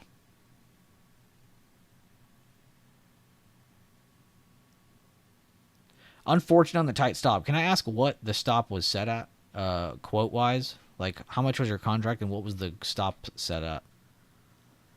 Because me, personally, I was saying 638.04. If it got above that, I'd get out. But I was also setting like a $10, $15 stop loss, which would have been like $40 in total. You almost re-entered angrily, but was disciplined and did. I'm glad you didn't, because like you said, it doesn't matter if you would have been right or not. It's just the simple fact that you weren't making a sound decision based on what you were looking at. You were just kind of going with emotion. So that's good that you didn't, because genuinely, I think most people would sit here and be like, oh my God, you should have just done it, dude. You would have been right. Yeah, but that's not really the good path to follow. And you know that. You know better. I mean, you clearly do because you didn't do it. Good shit. But I do think you need to give yourself a little bit more space on your initial trade. Because you literally entered probably the best candle there was for quotes, because you would have got in and that would have been the cheapest puts could have been. But shit, still though, Dr. J, that is still kind of impressive that you were feeling that struggle. You were wanting to get in. You were wanting to get in and get out. Also, I respect the fact that you didn't want to be in a trade while you were like a little bit busy. Because I walked away too, but I was in the mindset of like I'm gonna be back any minute, you know. And you might not have done. You might not have been in the same mindset. You might have been, you know, you don't know if you're gonna come back or not in a good timing manner. So I think it's a good thing you did for your habits, so you're not making bad habits. If that makes sense. I'm also not trying to sugarcoat it. You know, I'm not trying to be like, dude, you fucked up. You could have done this. You could have done that. Like, you know you're capable. That's why you're angry. You're not angry because of a mistake you made. You're angry because you're capable and you know it. That is what you should build into. You know you're capable. You're not that level yet. You're somewhat level though, because my ass would have definitely angrily re-entered that shit. So, I think you made a really good decision for like forward habits, but definitely give yourself a little bit more room on that. I think you need to also get better at understanding how powerful your trade actually is. Like, looking back at it now, yes, it's super easy to be like, oh, dude, your entry was so good. I can attest to how good your entry was. I entered one candle later.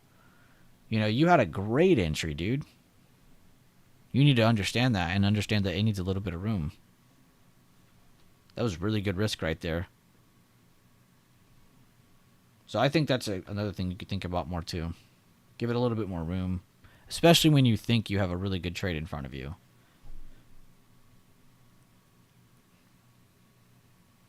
I mean to be in a trade with loose stop when I'm not here. I mean to be... Okay. You mean to be doing that. Okay, good. Shit, though. Still good visual and good review of what you were trying to do. Because that's clean. I'm not going to lie to you. You had a really good trade on you.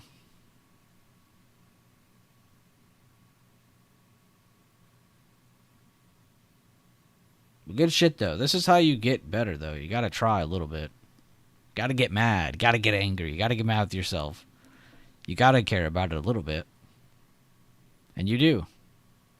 But I think that's what most people in my chat get mad for. It's not like, oh, I made this mistake, blah, blah, blah. It's like, fuck, I'm so stupid. No, I think they genuinely just understand, like, wow, I am better than that. I could have dodged that. I could have done this. I could have done this. Consistently, you know, not making up shit on the fly. Because I know a lot of you know you're capable. And if you don't, then that's crazy, because there's a lot of you that really are.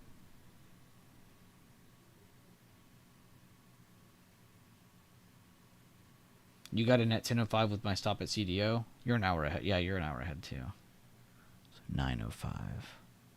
Okay, so you entered here.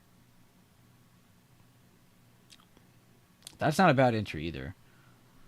The only reason I like Docta's more than yours is because his got like that one, then it went up one, and then it settled, and then it went up again, and that's what really made the lower high. This is still kind of like confirming resistance. This is confirming lower high, but both, just to let you know, both are good.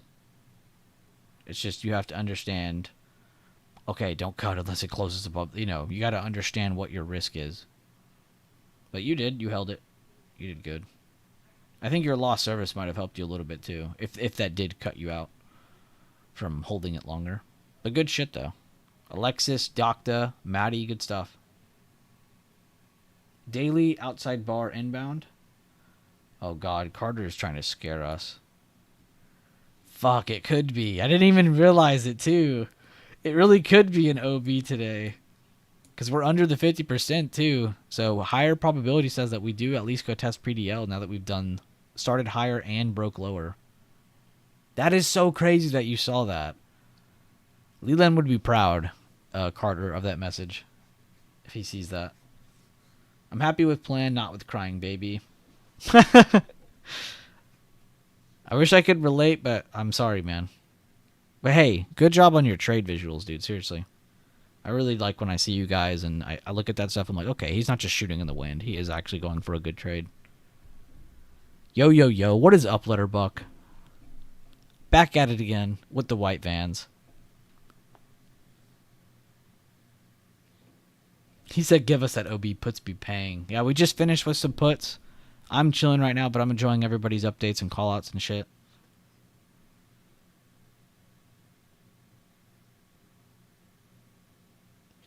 I missed your question. I had to leave when it started breaking down at 10:26 and set stop at PML. Yeah, that is very tight. Well, you know that though. That's all I care about. The fact that you know that is tight. Because I think if you would have given that more room, you would have been chef kiss. What was the question I asked? I don't remember. It might have been a rhetorical one, and then I answered it on my own. I do that a lot too. 63621. That 2 day ago PDCP you got marked. Yes, sir. You fucking know it, brother. God, I love you guys. I love that you guys know this stuff now. Like consistently, not just like, oh, I heard it once. Like, no, you guys know it.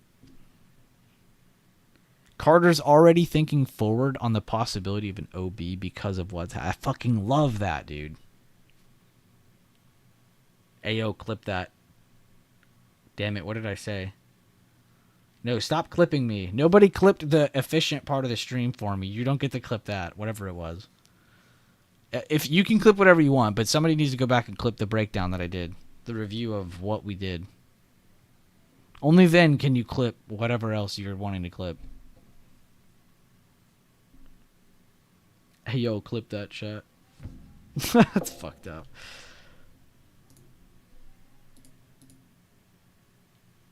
Damn, Letterbuck.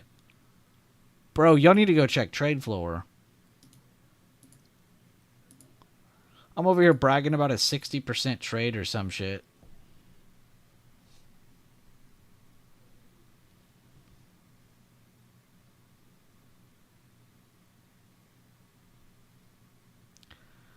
Humming.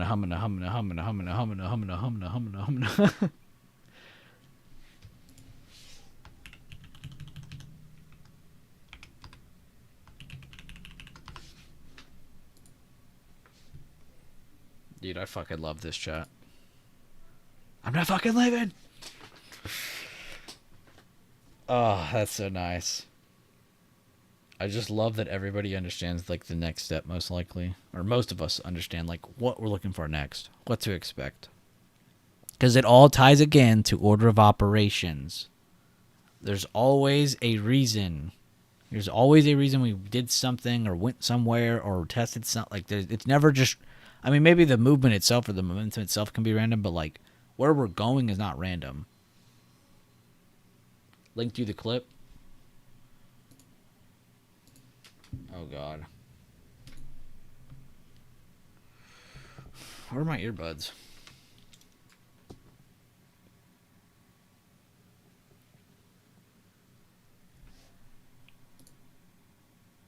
Oh, God.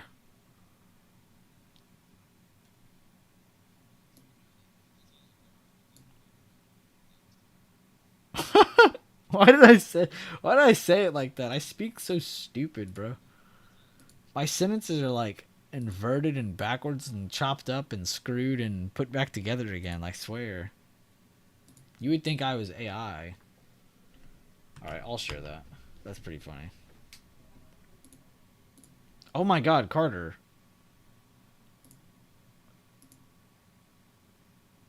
Letterbuck, you're a demon. OB on my mind since we broke PDH. Broke PDH, or we started above PDH, broke it, and now we're breaking under 50% of previous day, which I feel like you do get an outside bar if we also break that 2 day ago PDCP, the 2 day ago halfway point. That Carter just alluded to as well. But yeah, back to Carter though. Taking my runner here, GG, he's up almost 90%. Brother.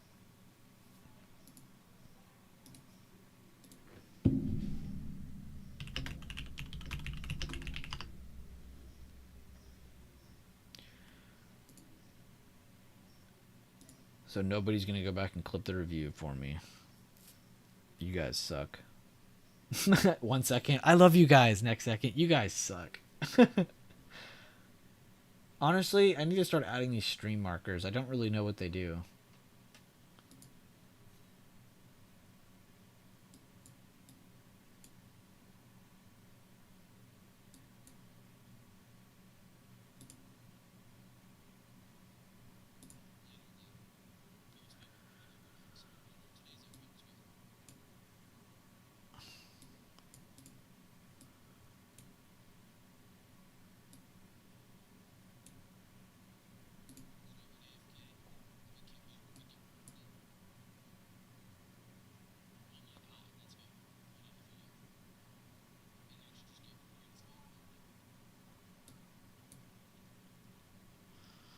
Bro, when do I start talking about the review? Holy shit, this is hard. No wonder y'all don't clip things.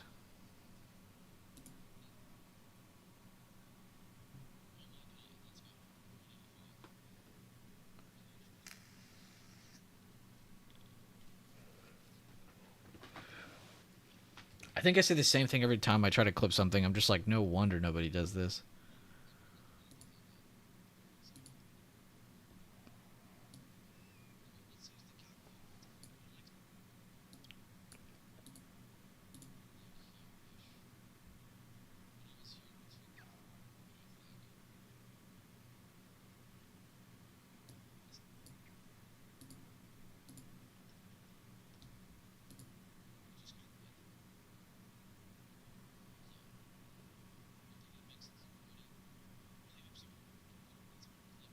Oh, I did get it. Holy crap. Let's go.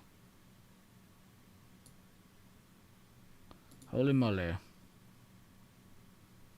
Alright, I can actually clip something. Let's go! It actually shows video and audio for me. Let's go!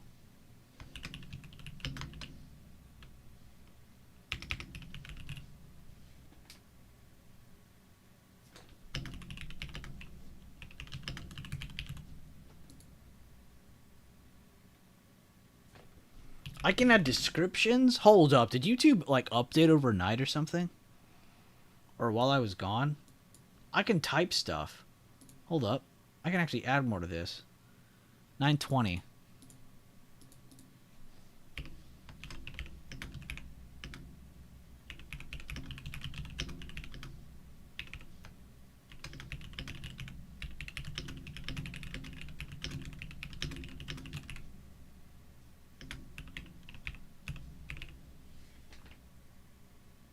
Damn. Uploading trade review from 637 scalps.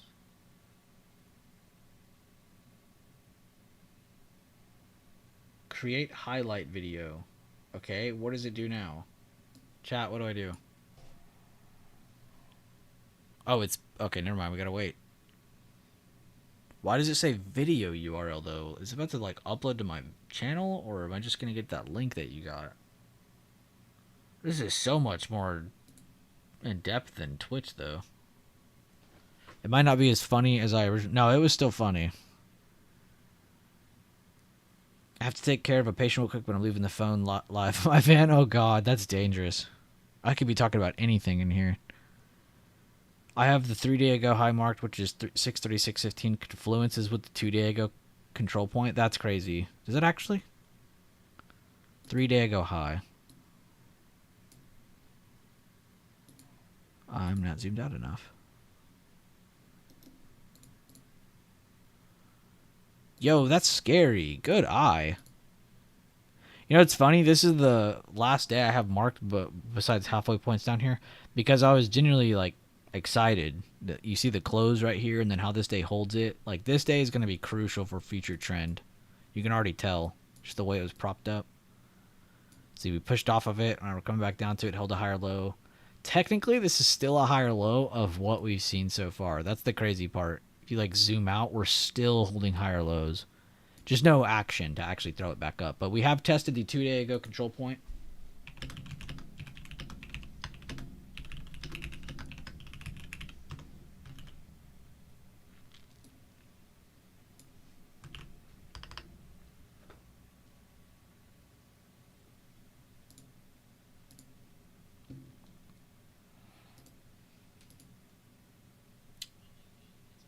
Okay.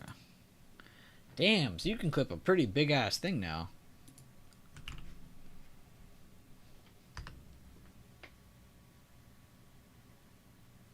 It's crazy looking too. When you share it, it literally looks like a video.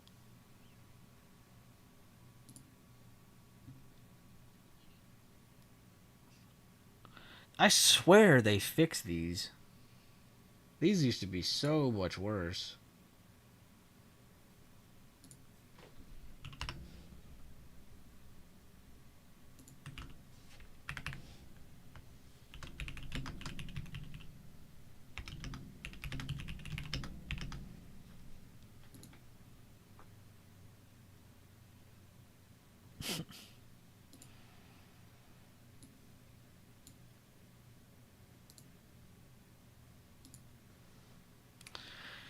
All right, chat. What are we all looking at now?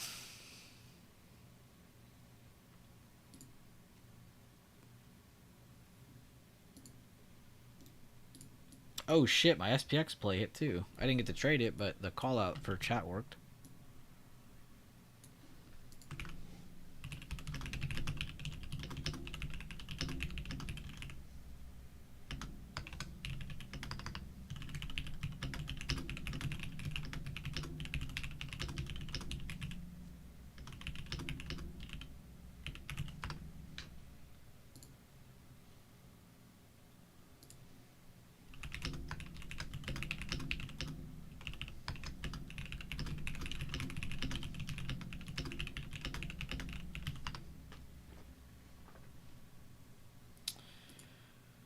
All right.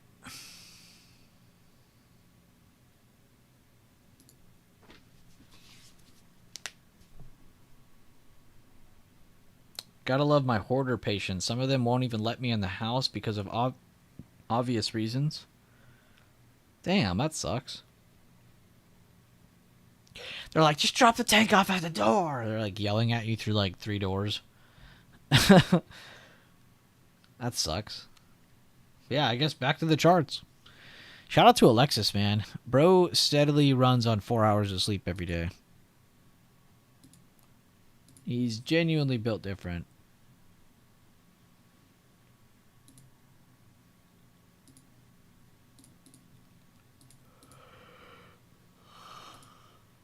Oh no, I'm yawning. It's not even lunch yet.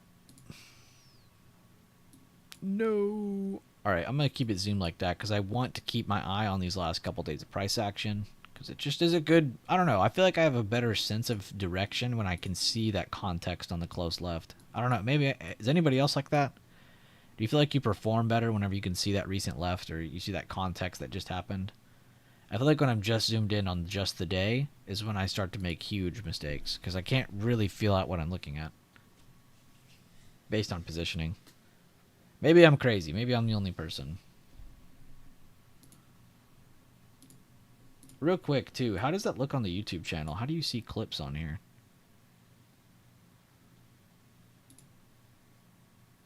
Wait, it actually did upload it as a video. What the fuck? That's actually kind of sick. Huh. They moved the promote button to the very top. That's crazy. That's cool as hell. Finally, a YouTube update that's like super badass. Alright, well, now we know. You like to look at your left too? Okay, thank God I'm not crazy. Because I swear I do that because in my head, I think everybody likes that. Because I like it. But I just had to make sure because sometimes you never know. I just feel like it gives you way better grip on what you're doing. Like a book, exactly. Price history is king. Like, if you just don't have that recent left, I just don't understand what I'm looking at. And maybe I do if it's just like if we did a chart like this. God, I'm stuttering.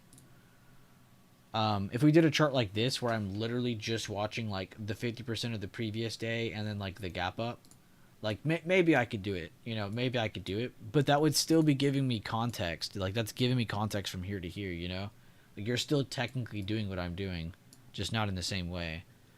So it's funny. Like even if you just drew it this way, you'd be fine. Oh, we're under today's open. Oh, we're struggling. Oh, we're pushed back under the 50%. We're definitely dropping to this level. Oh, okay, we broke that and the PDCP. Okay, well, we're going to the 2-day ago PDCP or PDL. You know, it's step by step by step by step by step. Like it's one in front of the other. And if it isn't as clear as that, then you don't take part. You don't touch. You leave alone. Let the weird kid play by himself on the playground. That's exactly what you're doing with this chart when it's not giving you what you want. Just leave it alone. And don't be this person who's constantly digging their hole deeper. That's like, oh, I messed up a trade. Let me get another one. Oh, messed up that one. Let me get another one. Let me try to fix it. Don't be a fixer. You don't want to do that. None of us here are handyman of the stock market. So don't try to act like you can be one.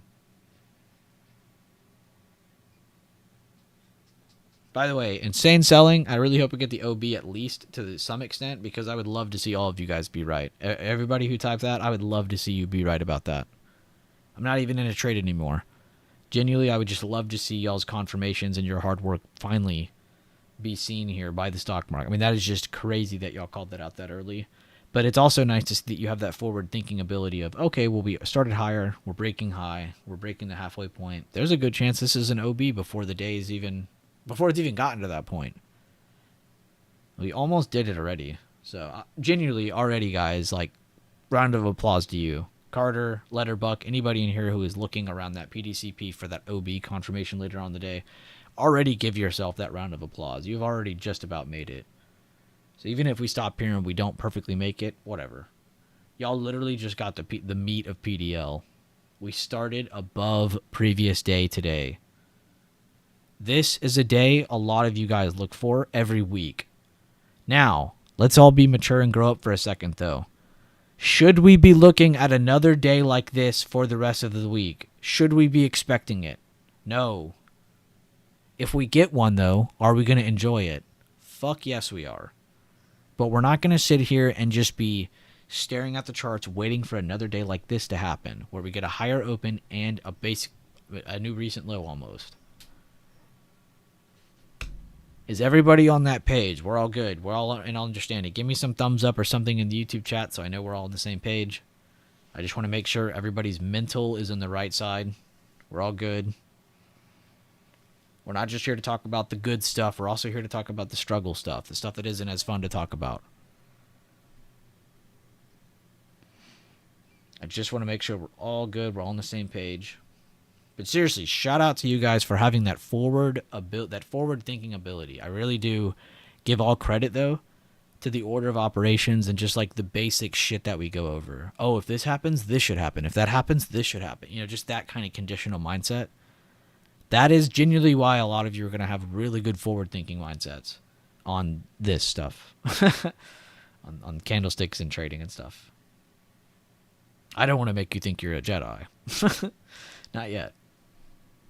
But all of you are doing a really good job. If you've been in here paying attention, listening, joining in, engaged. Even if you're not engaging or joining in. Maybe you're just audio only and you're just chilling, vibing, listening in. That's fine as well. I just hope you're taking it in and you understand that, yes, there's going to be good days, there's going to be bad days, but you got to make sense of what's in front of you, no matter what, good or bad. Doesn't make sense. That doesn't matter. But seriously, guys, thank you. This is seriously one of the fucking coolest communities ever. I love that we have people in here that are like calling that kind of stuff out. Like, I'm genuinely serious. If Leland was sitting here right now, he would be just smiling. Huge smiles. Because me seeing an OB mentioned that early in the day is wild. But it makes sense why you're bringing it up. So it's just like, I say wild, but I mean it in a good way. I don't mean it like, you're fucking crazy for thinking that's possible. You probably have a tinfoil hat. You probably believe aliens are here right now. Like, yeah, shit like that. But y'all literally are just on fire. And it's really, really funny because I haven't even been here the last 2 weeks pretty much, except that one stream we did. But I don't really count that. And you guys are just still on this fucking, on it. Y'all are just killing it. I love it. I don't have to like slot in here and be like, all right, guys, let's start over. Let's all relearn what pre-market high and pre-market low are. No, we don't got to go back to step one. All right, real quick, because I really want to see y'all get that OB. Where is that marked?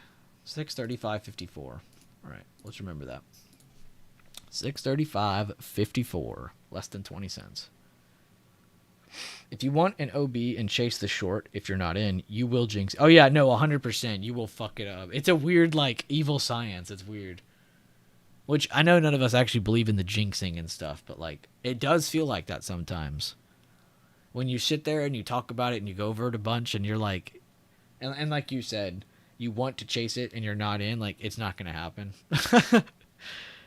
But you got to remember, outside bars start from break a previous day high and the higher open. So there's a lot of things we can look at ahead of time to put ourselves into a position where a runner can make it this far. But you guys should never be aiming to have, let me get 5 contracts here and hold all the way to it making an OB. You should not be doing that. That's not realistic, right? That's not feasible. But you can trim some along the way, make it to PDCP, staircase your way, you know, and then you could talk about leaving a runner that far. That's fine. But I better not see anybody hold a full position that far. I don't care who you are and what you're feeling. But good job, guys. Good job. Enough for the discipline talk. We can go back to having fun again. If that's what we're calling this. Aloha. What's up, SF? Good to see you. We took a scalp trade. Everybody in here is honestly kicking ass. I can't even take full credit. It's genuinely just like a team effort, which couldn't have it any better, really. I don't think I'd want it any other way. I don't want to be somebody calling out random stuff. I want you all to also be joining in on it. Oh, and there is that new low. Shout out, everybody type OB, all caps. OB in Discord or OB in YouTube. Type it. OB, OB, OB. You guys called that so fucking early on in the day. I'm so proud of y'all.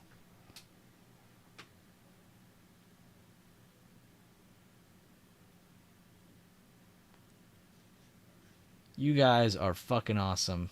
Letterbuck and Carter, y'all were so quick on that. I love that y'all had that forward mindset. I know a bunch of other people in here saw it too. That was just who I saw. OB. OB. Check your messages.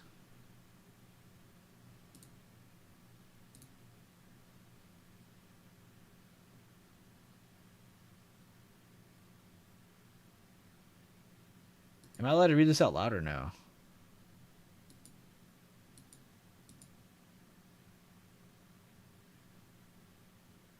Oh, wait, no, probably not.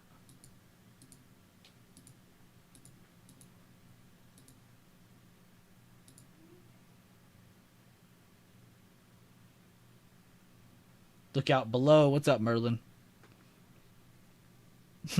Oh, wait, yeah, speaking of below, let me move this down a little bit now that we did go lower. Let me move this a little bit. There we go. Which, I'm curious, did I even mark 3 days ago? I don't normally have to do this, but I'd like to see where is this.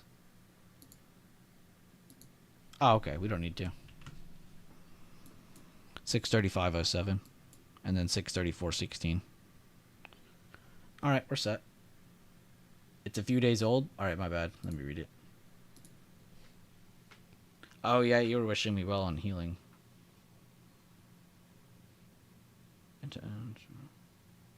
Oh, I'm so sorry to hear that. When you said another appointment Monday, you mean this Monday or next Monday?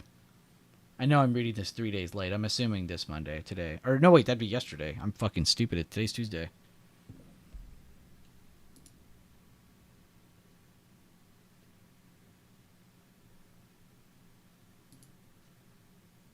Damn, well, I hope you got some good news. I know I'm a day late now. On that news, at least. Oh, it's today now, because you can't... Okay. Well, good luck, honestly. Just keep thinking about positive things.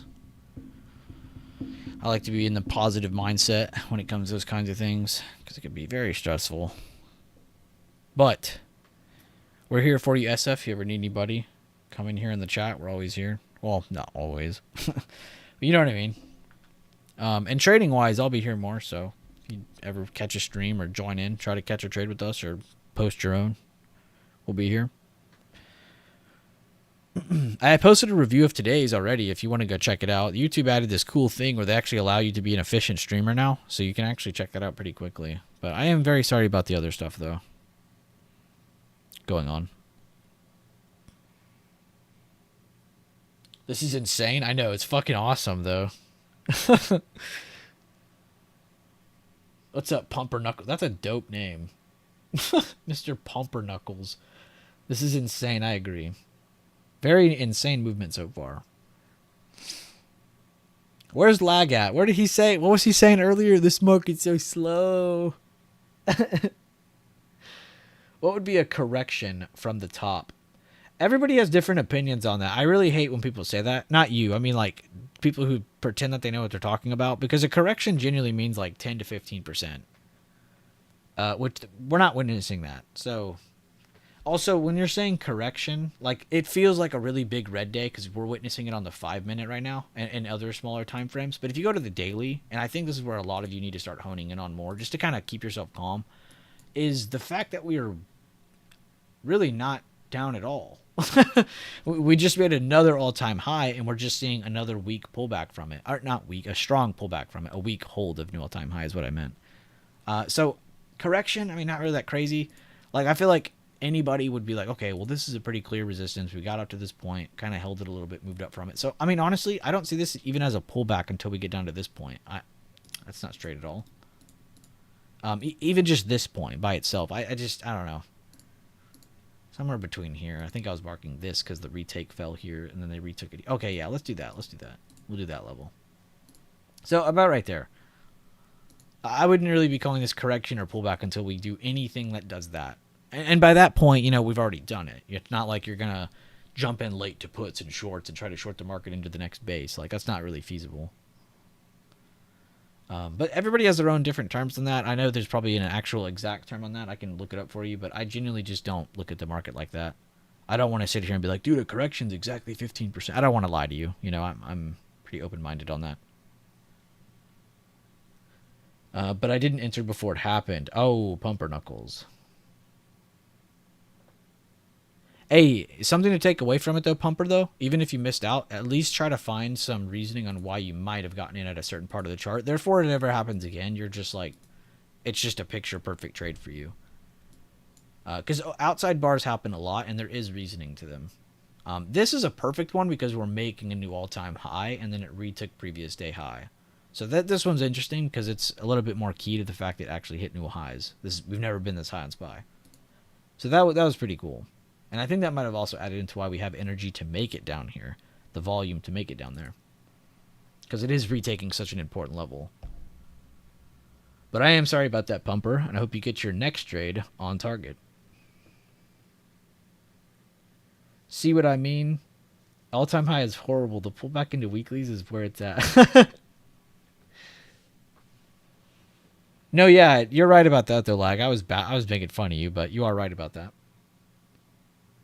Thanks, bud. Have some folks I'm trying to teach so they are listening and learning. Oh, cool. Well, these streams are always going to be free, so you don't have to worry about that. And a lot of my people are pretty cool, so if you ever engage with anybody in here, you should most of the time have some pretty good conversations. 606.71 is a 5% pullback. That is wild to say out loud. If you would have told me that, I feel like I would have said a bigger number. Percent-wise. Replay it and see if you can pick when you should. Exactly, replay it. But in a way, Merlin, or wait, who am I talking to? Yeah, Merlin. But replay it in a way that's realistic. When I tell people that, I genuinely am serious. Like, please don't go back on the chart and be like, well, I would have bought shorts right here, and I think I'd start selling right here. Like, no, the fuck you wouldn't. And you can see my video, for example. We had to wait for 2-3 things to pop up before we truly said, yeah, let's take a chance at this. And even then, there was a moment where we could have still been wrong, you know? And then we got our move. But that's not going to be the case every time. It's going to fight against you sometimes. So it's good to find realistic conditions on why you're going to do this or why you're going to do that. You know what I mean? So try to do it in a realistic way, too. Because if you do it any other way, it's not helpful. But I think if you do it that way, it is the most constructive way possible. Because, again, you'll actually be able to recreate it instead of some unrealistic scenario.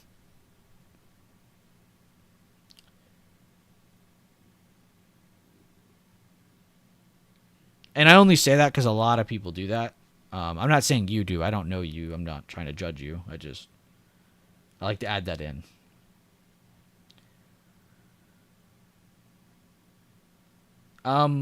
Do I offer classes? There are other things you can click on, but you should just join the streams, check out some of the free videos.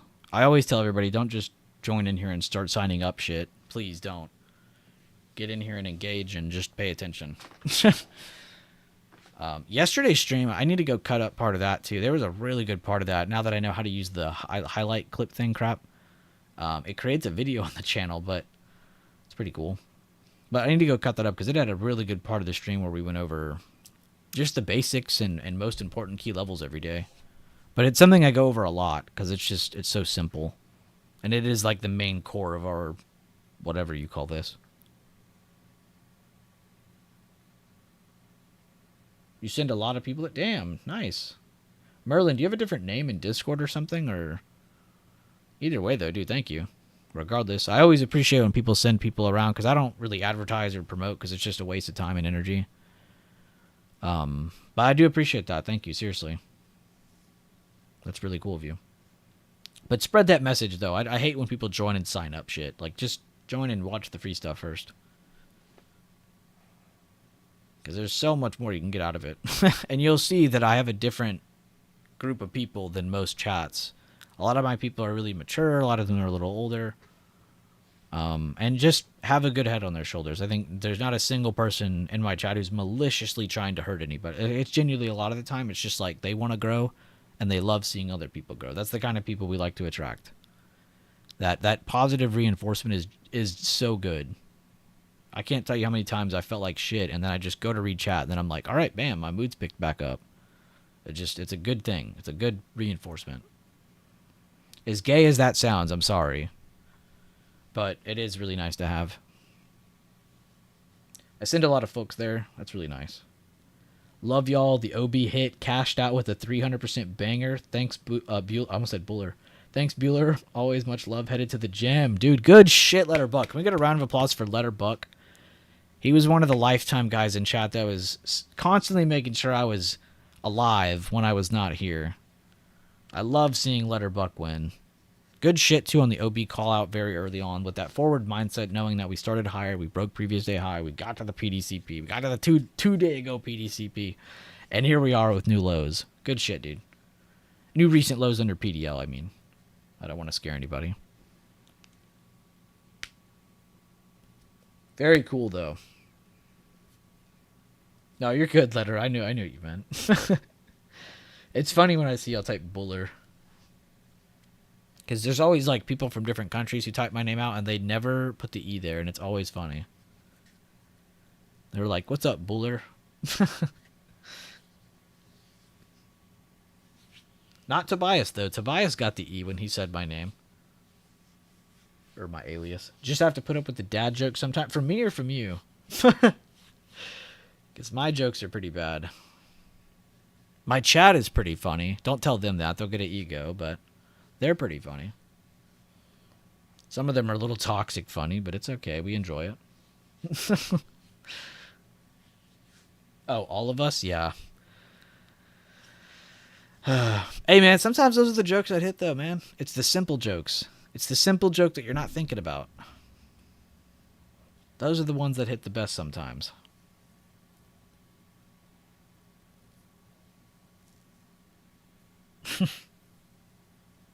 Hey, seriously, though, thank you for, like, sending people that to whatever you're sending them to. I don't know where you're sending them, but that's just cool of you. Thank you.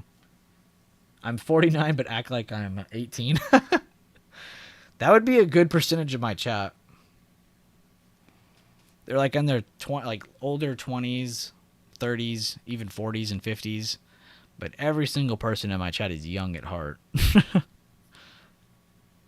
And a lot of them are actually like more, how do I say this? More up to date on like internet stuff than I am nowadays, which is crazy. Because I used to be like, I know every meme, I know every trend going on. You know, I don't know shit now. I just go to my chat for that now. Hey guys, what's the jokes now? What is up, King Carnage? It is always good seeing your name pop up. Didn't realize I was live. That's all good, man. I haven't really been streaming a whole lot lately, but I am starting to pick it back up again, though. Yesterday and today. So hopefully you see me more. And I do apologize for my long, long time away. I'm only sorry to my people, genuinely. Not like in a, oh, feel sorry for me kind of thing. Like, no, I really am. Like, I'm sorry that I was gone so long. That was kind of insane. Breaking newer lows, yeah, it's insane. In fact, we're breaking the 2 day ago, or sorry, we're not under it yet. Nope, sorry, take it back. We're under it. We're under the 2 day ago low. I take it back, or 2 session ago low. Great call out. Yeah, we are definitely still seeing more pain here in the market. Why did I zoom out so far? I meant to do 5 day, 5 minute. All right, so now we have to include this day in our left side. Just for anybody wondering why I'm zooming out so far. I'm also trying to keep levels above us, but I guess I don't need to do that as much now.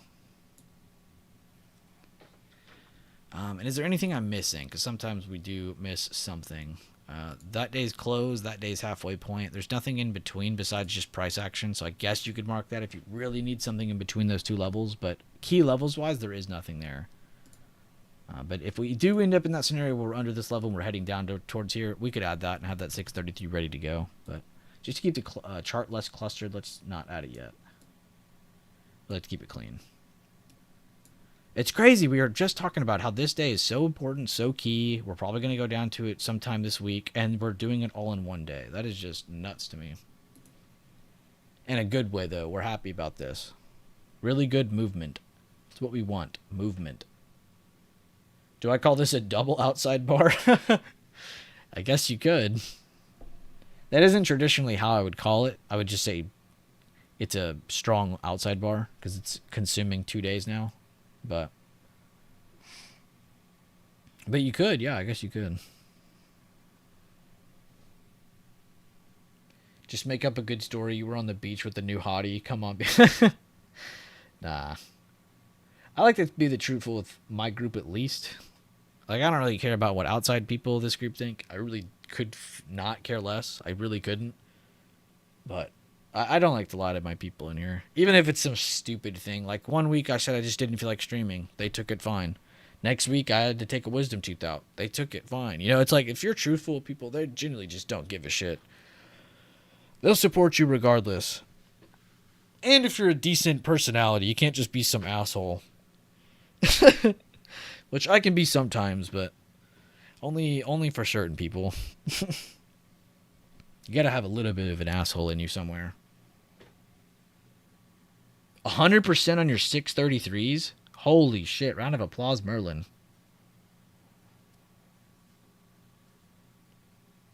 It's wicking, but it doesn't see too much. Oh, but it doesn't see too much. I see. Let's see. Is this where the train finally stops? We got a pretty fat wick. It came back up and held that 2 day ago low. Let's see. Can it finally stop? Or is this just a buffer before more? They gave us the OB, so they really don't have to sell off more. They also don't have to go up a whole lot more. They could generally just settle in between here for, I would say, at least one part of the day. So we're at 10:45 right now. We have lunchtime in front of us. So between, I'd say, the next 15 minutes and 2 hours before close, I'd say that's a good buffer zone. So how much time is that? 11, 1, 2. So 2 hours? No, wait. Yeah, 2 hours. So I'd say about an hour and a half or 2 hours from now, you're probably going to see this just consolidate if you didn't get a new low, right? We don't really care if it recovers, because if it recovers, it needs to consolidate. So we don't care about trading that. Unless you're buying a spike low, then that's cool, but not as high probability of a trade. But yeah, so lunchtime session, guys, definitely expecting some consolidation. I think all of us agree on that. I don't think there's a single person here arguing with that one. Let me know, though, guys. Is there anything else in the market that you noticed that I didn't look at? I was kind of just honed in on SPY and SPX. Did not look back at pretty much anything else. Which I need to actually add more levels to that later.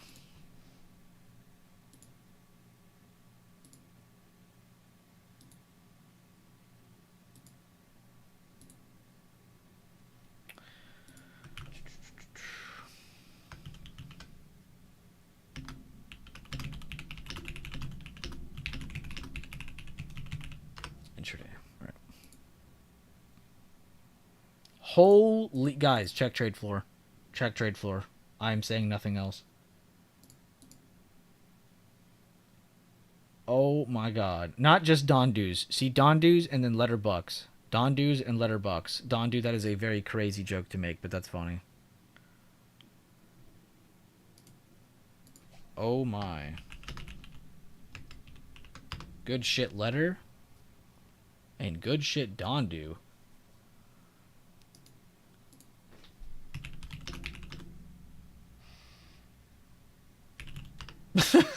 What the fuck, Dondu?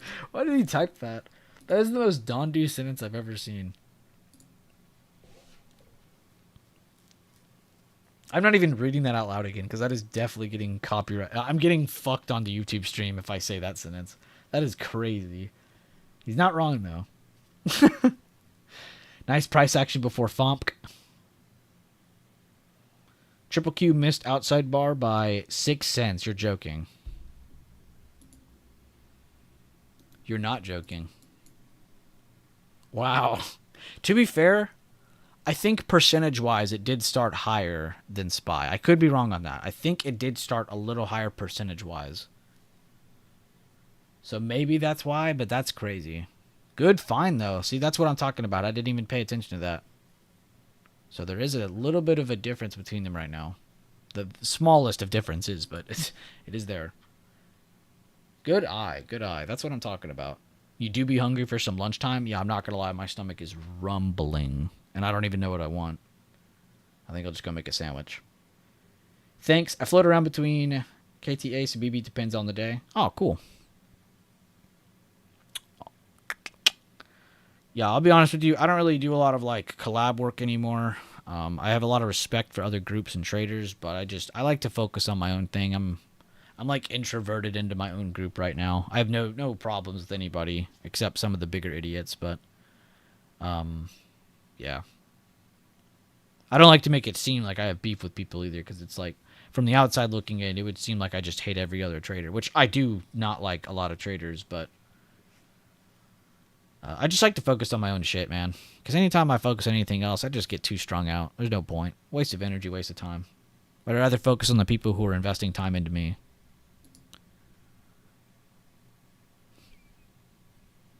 But that's cool, man. I appreciate that. Thank you for floating around whenever you want. Very cool. Very cool. What about IWM, Dr. J? Huh? What about small caps? Are you racist against small caps now? God, I cannot stop staring at every 50% we look at. I mean, just look how fucking clean that is. Not just from the day before, too, but from today. They did the break and retake twice, building tons of momentum.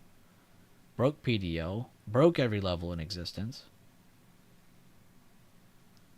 Small caps took a bigger beating than the other one, than SPY.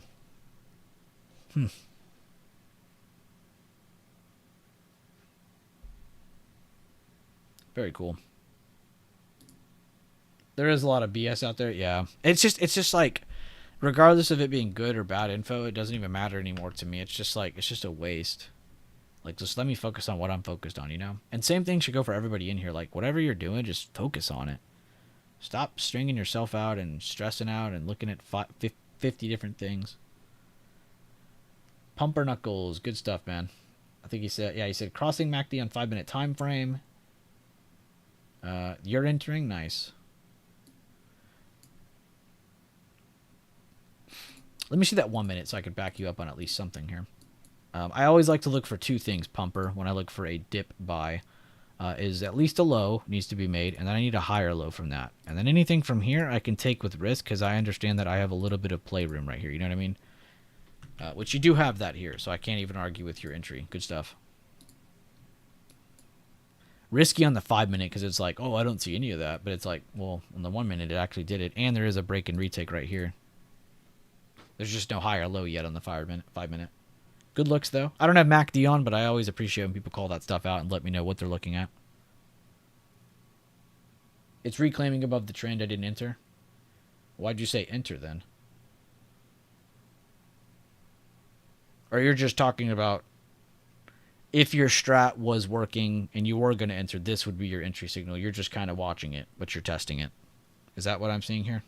Which, that's also cool. But I don't want to see people typing enter and then not actually trading it themselves. But okay, you're just practicing. Okay. That's what I like to see. That's fine. That is totally fine. You're not being malicious at all. That's good. Keep it up then. Don't even let me stop you. And thank you for typing it out, because I promise you that's going to be really good for you, the muscle memory. I always tell people in my chat, type it out, say it out loud at least once before it happens. Because if you sit here and bullshit me and like update it as it's going, that's not really trading. You know what I mean?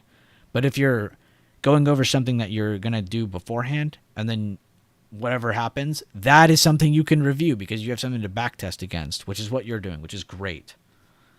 But I can't stand when people are like, well, I would have done this or I would have done that. You know, just like, well, that doesn't fucking matter. It's all about what were you planning beforehand and how can you go against that or how could you adjust that, beforehand. Good stuff, though. You want to do this for a side? Oh, that's fine. That's fine. I like what you're doing, though. That's exactly how I mental trade. I don't mind people who do paper or do the other methods. There's, I'm sure, other methods than that. But I love doing the mental trading, too. I love going over, all right, well, this is what I think I'm going to do. Let's see how it pans out. And then it pans out, and then I see, all right, where did I fuck up? What happened? How could I have gotten out of this before it got too ugly without making something up in my head that I could consistently follow every trade, not just something for that individual example. You know what I mean?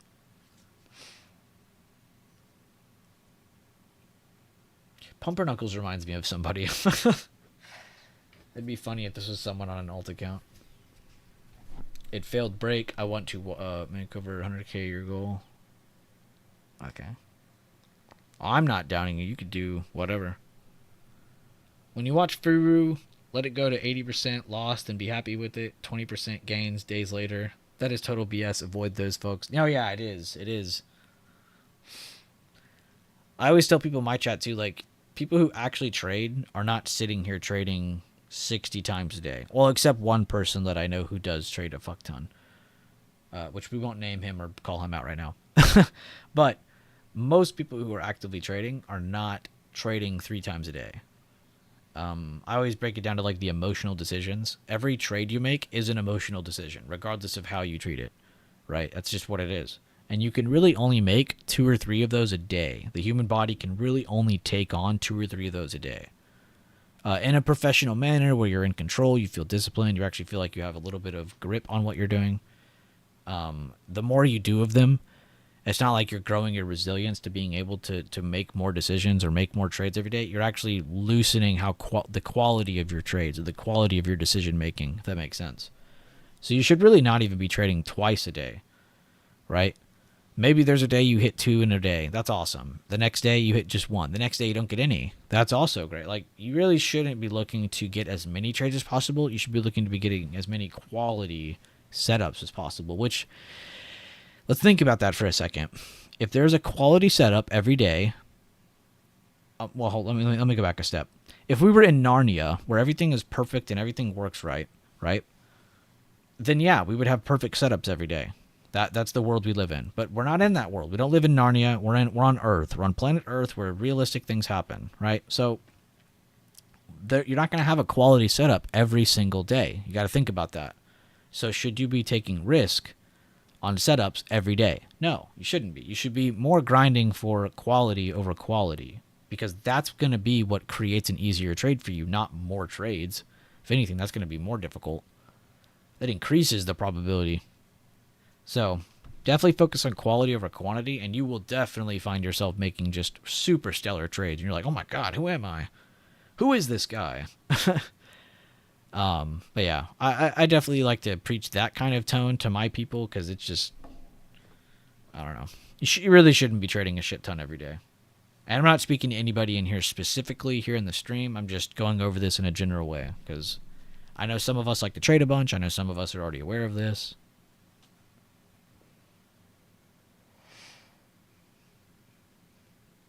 Aces. Dude, shut up, Maddie. You knew who I was talking about. No, there's no way Pumper Knuckles is Ace. Ace would have like fit in like 5 inside jokes in that amount of time. I think Pumper Knuckles is actually just his own person. I don't think it's anybody we know. That would be fun. That is who I was thinking of, was Ace. Tell it to stop going up, please. All right, hold up. Alakazam, stop going up. BB system, the only one I see move quality setups than the norm. Wait, oh, there's one lag to death. You got first place typing 2 messages. I really don't like this thing. Whoa, whoa, whoa, whoa, whoa. What the hell? What is this profile pic? Oh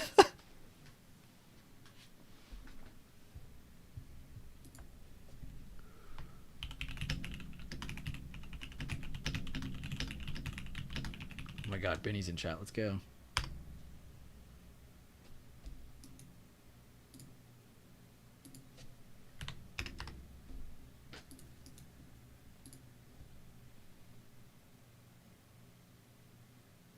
Benny said, "What a beautiful move today," and I get to follow these moves now that I'm on afternoon shifts at work.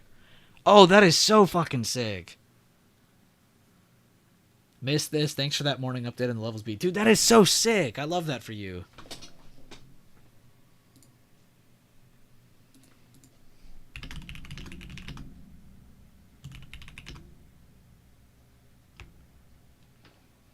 Dude, that's awesome, Benny. I had 2 people in chat do that already before, and I was so happy for them. It's funny enough, Jack was one of them, and now he owns his own business. Do it again? Wait, what did I do? Oh, the magic thing? What's another magic term? To cast spells. I said Alakazam. We can do Hocus Pocus. Alright, Hocus Pocus, stop. Reverse back down to potentially give us high or low. And test 635.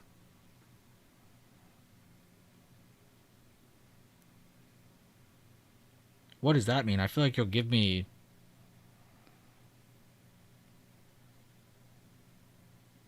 You're going to give me a disease if I read that.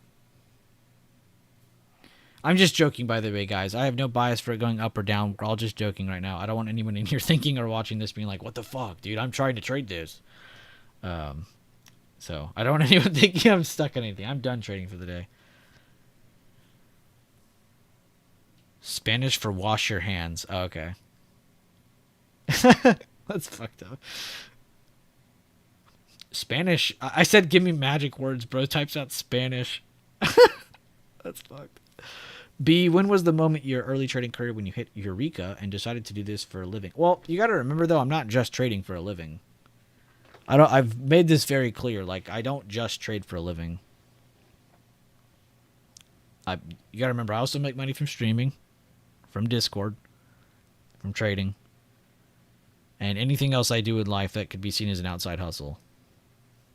So I want you to know that, because it's not like I sit here and I just trade. I'm like, I made $1,200 today, guys. I'm gonna go fucking chill for the week. Like, I don't do that. I trade very light amounts, because you don't have to make a lot of money each week to make good money in the market. And my main focus is my long-term portfolios anyway, as a lot of you know already. As a lot of your focus should be too. That's why I promote that so much, because I do it too. It's not because I want to look cool. No, it's because long-term is the thing. You should be focused on long-term. Options should be very, very limited part of your trading. You shouldn't be options trading all the time. Be more focused on long-term picks and slowly dollar cost averaging something you like, you know, something you believe in. Because there's no one good way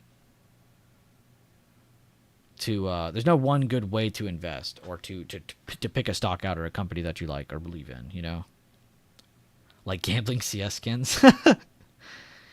BB has a good corner he stands on in town to make... Yeah, exactly. The corner in town would honestly be paying. That now, screw trading 3 times a day. I'd be hitting that corner 3 times a day.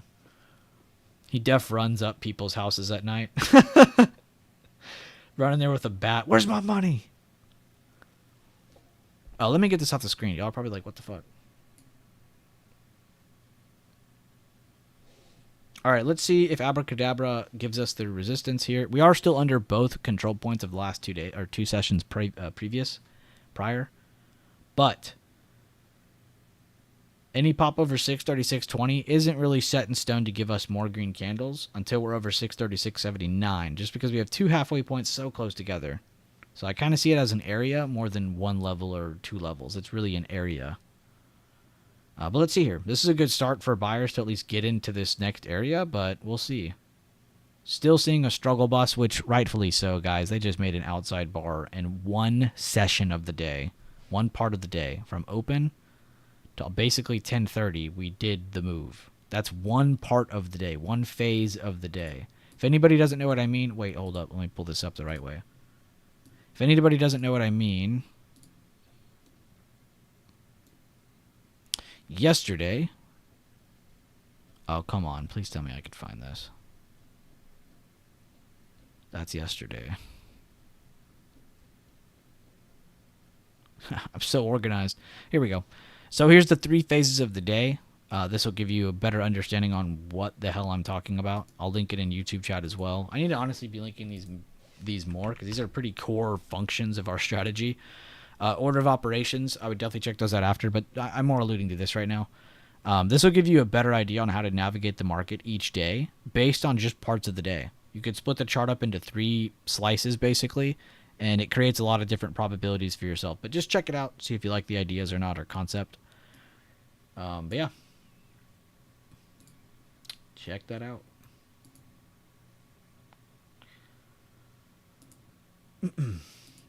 I'm still laughing at the good corner. I don't know why, but I pictured this like big box. I just standing on the box. Just back from vacay last week. Seems the market treated everyone really good. What is up, Mikey? We always love seeing Mikey show up in the chat. What is up, dude? Gotta head out for a surgery consult. Be back on later. Have fun all. See you later, Merle. Thank you for tuning in, dude. It was good fun having you in here. Where'd the other guy go? Where's Pumper Knuckles at? Where'd you go on vacay, Mikey? Nice pop for scalpers, dollar bounce. Yeah, not bad so far for them. You're here? Or I was just chalking you. Is it still above your MACD or what?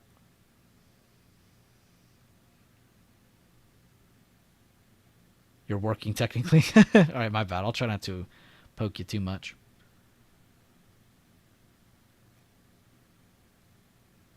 Nothing much. Brought kids to Disneyland. Oh my god, dude. You're the greatest.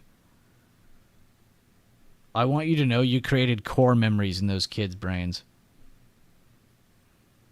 Disneyland is like the shit when you're a kid. It is the best. Everything is the greatest when you're there.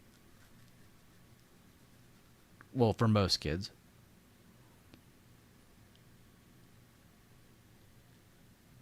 Mikey's like, yeah, man, I had to walk like 12 miles every day. Or more. Animal Kingdom's dope, but you do have to walk a lot. And just chilling beachside? Nice. Well, sounds like a pretty awesome little vacation then. Hope the kids had a lot of fun. MACD for 1 minute is down, but it's moving up on the 5. Okay. I was just curious. Because I figured it was still holding on the 5. Just because it wasn't that big of a dip. This is what I'm talking about though, Pumper. Like you want to get one breakup, and then even if it's just this amount, now I can use a gap fib. Jesus Christ. Go from the low to the high where it made that first red candle. And now you know it should probability-wise be more bullish than bearish as long as it's above this. If that makes sense. So that's why I was alluding to that, because I just figured that it was probably still above the 50% by a lot. Which a lot of the time does line up with your MACD. It's moving up in the 1 minute now. Good. Yeah, it's probably just catching up.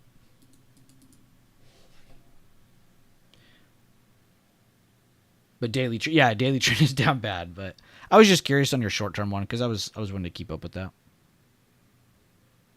Out for the day as well. Y'all be good. See ya, Carter. Thank you for tuning in, man. We made it to 11, so you all did great. They better enjoy Disneyland with those prices. You got it. All I do is just walk, walk, walk. I only know that because when I went there, it was pretty bad. Like, I didn't mind it because I don't mind walking, but it was a lot. Also, it kind of downplays how much you're eating because I'd eat it like a bunch of junk food, then you go walk. It's like, well, I walked it off. I'll just eat more. I still draw levels every day using BB. Dude, I love you, Mikey. Thank you for sharing that. 24 months is crazy. 24 months. And that's just on this. That's not even like... That's how long Mikey's been here. Mikey's been here a lot longer than that. That is fucking awesome, Mikey. Thank you again, Mikey. It's people like you that make coming back to streaming and pretty much doing it whenever so easy. I can come back and I just feel instantly slotted into the group again. I feel like I'm at home with the homies. Thank you though, Mikey. Seriously, bottom of my heart, thank you. I was just thinking Jacko the other day too, because he's at like almost 3 years on the damn YouTube membership thing or something, and it's like, how? How is that possible? I didn't even know we were doing the YouTube thing that long. The membership crap. Which, by the way, guys, just to remind everybody, if you are on the YouTube membership, you have a lot of stuff in there for you. You need to go check it out. I even put in some stuff that was like private into there, like unlisted and stuff. So definitely check that out. Oh, that's cool. It shows like old crap too. But yeah, check this out. You just scroll down and go through it all. It's kind of cool. But yeah. And if you're on Discord and you're like Lifetime or Premium, you own a lot of that already in your different channels. I just re-upload them. I download it and then repost it again. Therefore, it's like a members-only content kind of thing, because I love that kind of stuff. I wouldn't have done it if I wasn't going to pour a lot of work into it, you know? And now there's like over 200 things in there, or videos and streams and things. Who made 1,000%? I can't speak. 1,000% profit today. Looks easy. Oh, is a go-to everyday meal? Thank you, man. Thank you. I was actually just telling people about that playlist again, because I kind of like am really bad about promoting my own stuff. I just like expect to say it once and then we're just all on the same page, but that's just not the case. But yeah, BB Theory, if you guys are a membership of any extent in my Discord or YouTube, you have access to this. Please check it out. It's by far the most advanced playlist I've ever done of anything. And yeah, it just kind of goes through the thinking and the probabilities beyond things that we work on in here. People are always like posting strategy videos that are like 12 minutes long. It's like, huh? Your whole strategy's in 12 minutes? That's crazy. This is almost 4 hours of us just going over everything that's like the behind the scenes thinking of everything. You know what I mean? Like the true work of it all.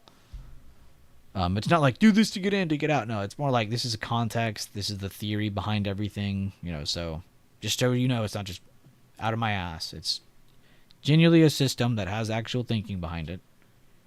And that you can know it for yourself too. That's also my favorite thing, is that like any one of you could be like, well, I don't have money right now. It's okay. You could download all that stuff or save it and then unsign up and then you have it forever. You know what I mean?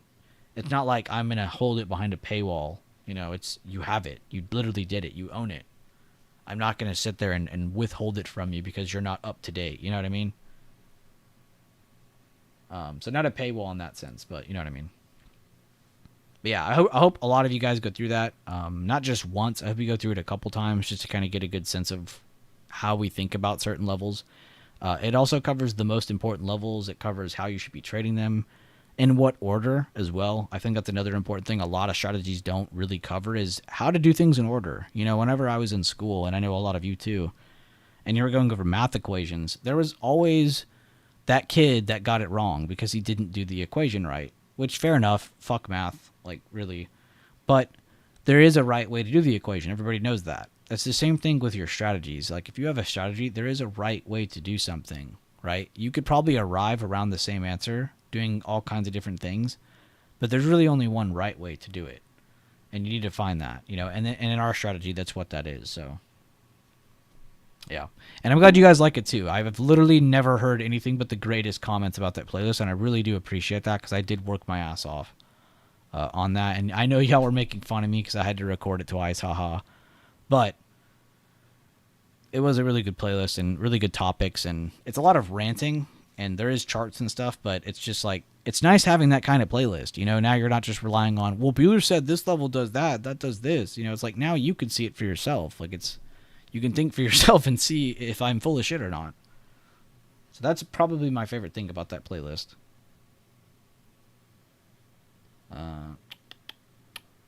Playlist is goated. Thank you, E. And I really do appreciate any of you guys who've been in here for a while and just constantly spreading that good word about whatever we're looking at that second. And just updating each other. I really do fuck with that. It speaks levels about the kind of people that you are.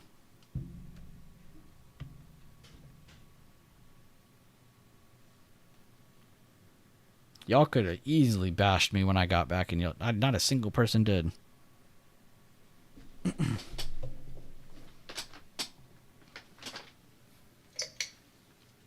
Streams, though, should be hot. I don't know if I'll be making a lot of videos, but Now that we can do videos from streams, though, I think I'll be taking advantage of that more.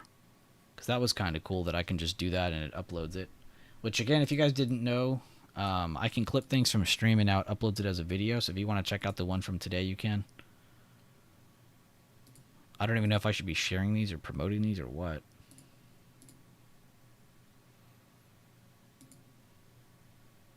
Probably won't. I'll just upload them. People want to watch them, they can. If they don't want to, they don't have to. Try to keep them under like 5 minutes, though, because I hate watching long videos on trading. Especially when it's just covering some super basic shit. Like, a couple minutes is all it needs. For a trade. I hate when people sit there and for 10 minutes they're glazing themselves. It's like, dude, why did you enter? Because you thought it was going to drop? Why did you think it was going to drop? You know, it's like, what the hell?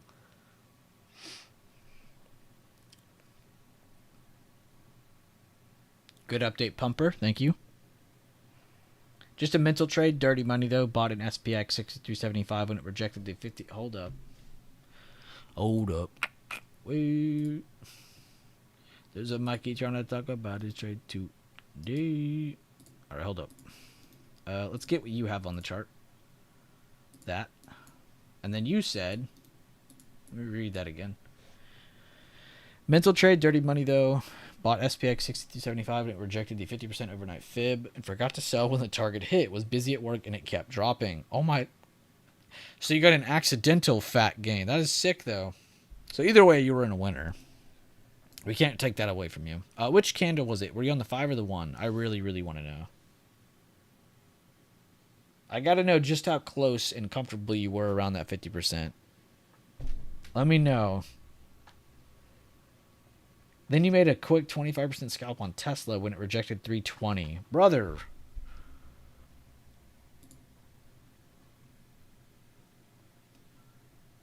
Spin can't be stopped.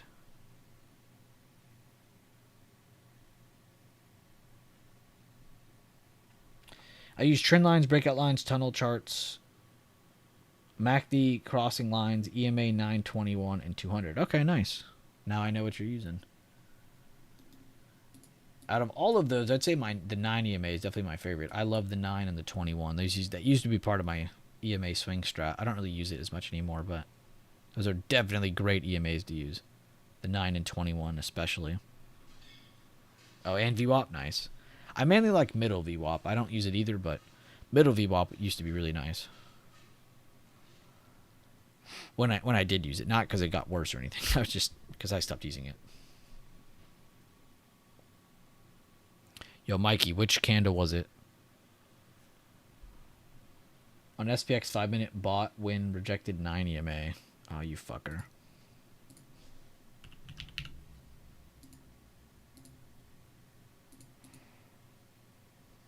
This one?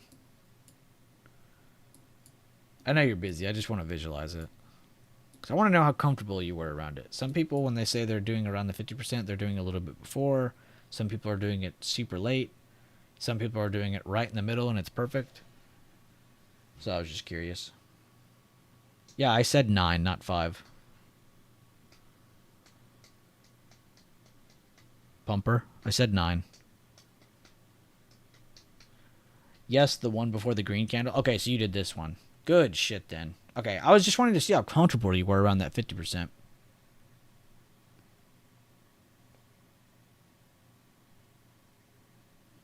Okay. You seem to be pretty comfortable around it. If you said this candle, I would have been like, dude, you're like really pressing it. You're really pushing your luck. This one I would have been fine with. This one I would have been fine with. This one I would have been like, I would have questioned it for a second, but I really can't because I entered even earlier than that. So personally, I can't criticize you. From the strategy, I was going to see if I could to challenge you, but you did it perfect. I can't challenge that. I can't criticize you. And you should have sold at PDC. Yeah, but you got busy.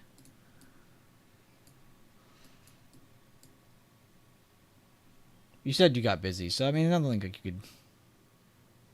Oh, for the numbers you use for MACD, that's what you're using. I see. Oh, okay, thank you. Sorry for the misconfusion. That makes sense now. I was like, what are you talking about? I didn't say 5. 5 EMA. That's actually probably a worthless EMA. 8 and 9 are probably as low as I would go for an exponential moving average. Just because they are weighted.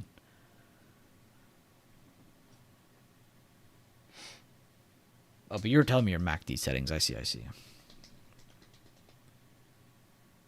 And yeah, I'm pretty cool with whatever indicators people use. It's just make sure you have rules behind them and conditions set. Kind of like what you were doing earlier, Pumper, when you were like, if it does this, I'm going to do that. Like, that's the kind of thinking you need to be doing all the time, and that's perfect. Regardless of whatever is on your screen or whatever you're looking at. All right, back to work. See ya, Mikey. Thank you for stopping in, dude. Seriously. Thank you. See y'all tomorrow. See you tomorrow, man. We got so many cool people who just stop in real quick. We got Jacko yesterday. We got Mikey today. And we had Ace in both streams yesterday and today. That's pretty insane. Oh, my people are growing up. And Ace got famous on Twitter.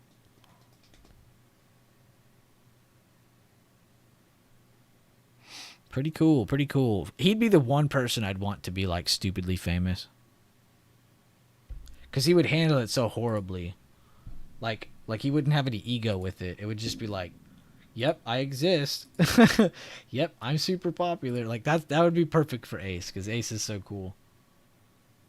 You don't know who Ace is? He's just a trader in my group.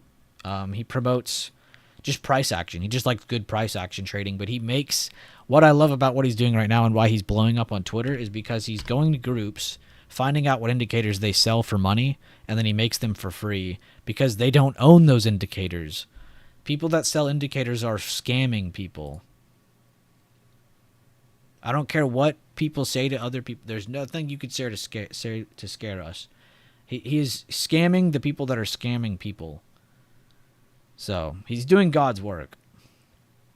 He didn't actually blow up on Twitter. I'm just joking, but he did get a fuck ton of people checking out his stuff. He's been getting a lot of good feedback. I think someone donated him $50 that he can't even pull out. But yeah, he has tons of indicators that he makes for people for TradingView and stuff like that. My favorite one and his favorite one probably is the higher time frame indicator, HTF. It's where whatever time frame you're on, the right side will show the daily candle, which I think you can adjust that as well. Pretty cool, though, but really good visual, and he's a good price action trader. He mainly focuses on price action. And I'm trying not to jinx him, but he's having a really, really good month. But yeah, one of my good friends. I love Ace. Check out his stuff if you want indicators. Anybody whoever's in BB, you could probably bug him for indicators if you're on TradingView. I've been trying my best to reprogram his or recode his indicator that's from the higher time frame to actually work on Thinkorswim. I just haven't 100% completed it yet. If I ever will. But very cool. It's just the way that Thinkorswim is coded compared to how TradingView is. They're not that compatible.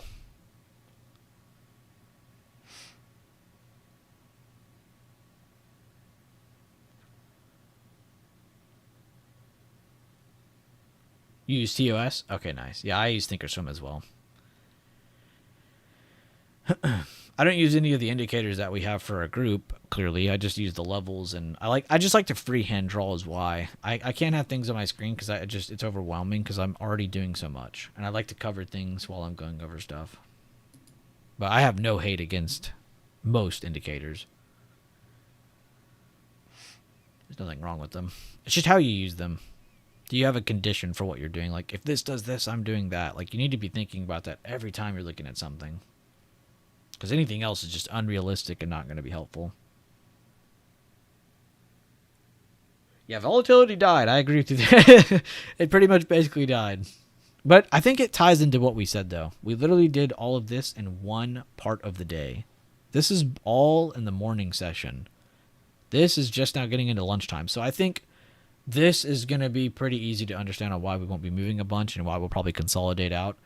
between now and the last 2 hours of the day is what I would expect. Higher probability on that. And then last 2 hours of the day, there is a good chance you get more movement. So I wouldn't completely go away yet if you are still looking for a trade. Those last 2 hours could save you for an opportunity. But overall, should not be looking for a lot more movement for the rest of today besides that. But not a bad day, honestly. Got the OB outside of 2 days is crazy. And thank you guys for all the likes on the stream and stuff. We made it to 11:30. It's a 3-hour stream already. Didn't even realize. Was having a good time just reading, so didn't even notice.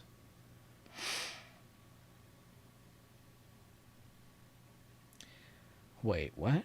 Yeah, but the problem is that TOS doesn't do volume indication very well, at least for it to be logical to see volatility. Well, those are two different things. I need a good indicator for it. If you ask Ace, or no, wait, don't ask Ace. That's Thinker or TradingView. I could probably get you a volatility indicator if you want one. But I think I understand what you're trying to say. Like, in an actual logic way where you could actually take advantage of that information compared to just reading it. You know what I mean? I think that's what you're meaning. But yeah, like up here at the top left, for instance. Oh, wait, no, I don't even have it on.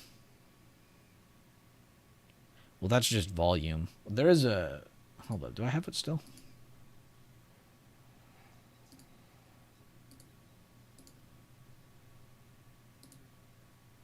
Nope.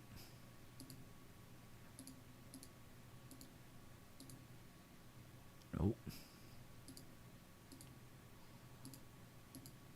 That's the thing I was working on. That can't be it, is it? Nope. Okay, I don't have it right now, but there is a volatility gauge that you can look at.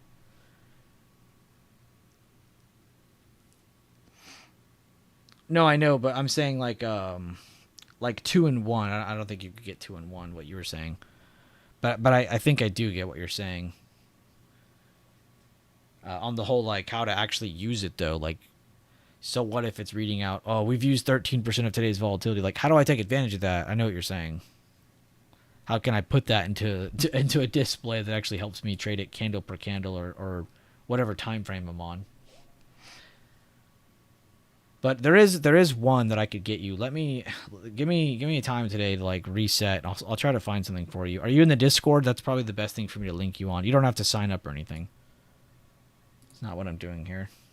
But I'll try to link one in the trade floor later today. And see if I can get that. Let me find it, dude. I don't know where it is. I must have deleted it. Oh, wait a minute. Is that it? Oh, I faked myself out again.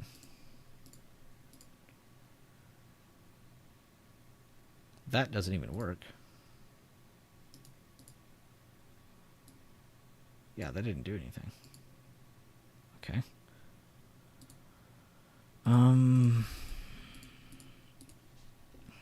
What would I have labeled it?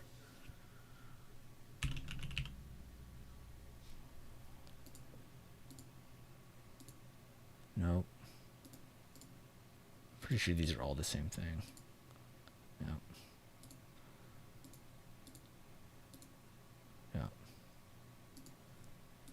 Yep. Does anybody in chat remember where the volatility gauge was? Any geniuses in here from back in the day? It's the same thing as this, but for volatility. So like for instance, this is today's volume. This is the average volume based on the last 30 days, I believe. And I think you can adjust that if you want. And this is the percentage of that. And then here's the open, previous day high, previous day low, previous day close, previous day open. There's another one, though, that shows... It's like green and yellow or green and red.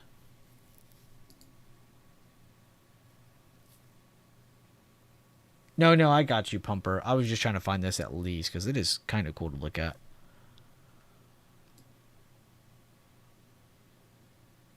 I have all the volume stats, but I don't have any of the volatility stats. What did I do to those? Can you believe people used to sell this? People used to sell TTM squeeze. It's crazy. I wouldn't be surprised there was still somebody selling that junk. Oh my god, hold up. We got a lot of new studies in here. Okay, those are EMAs and SMAs. That is nothing. That can be deleted.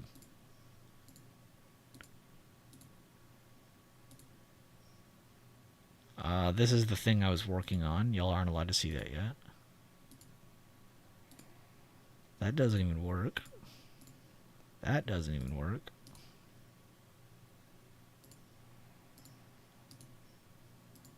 We're doing some house cleaning here, aren't we? Oh my god.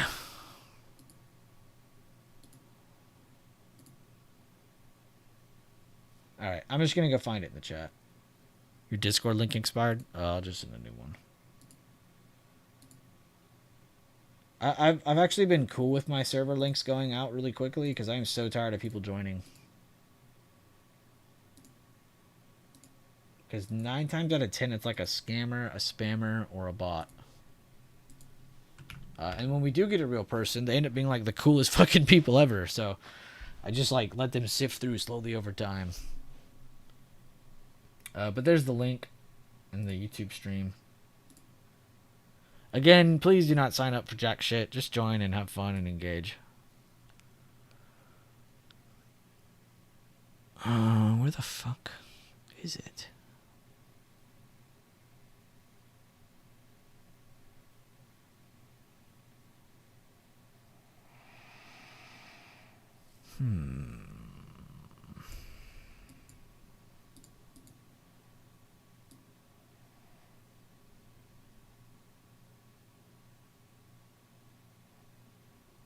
Damn, I haven't seen that name in forever. Ichimoku. That was one of the first things I ever learned.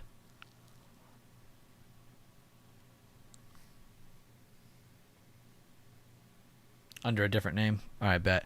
Well, pay attention to the trade floor. I'm going to try to find that thing for you. I really don't know where I put it. Maybe it's in the learning server.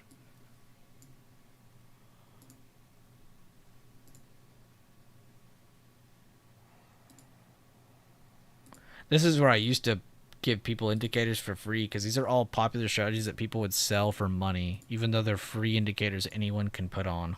It's fucking insane. You might like this kind of thing. I don't know. It's really up to you. I can't believe I don't know where that is.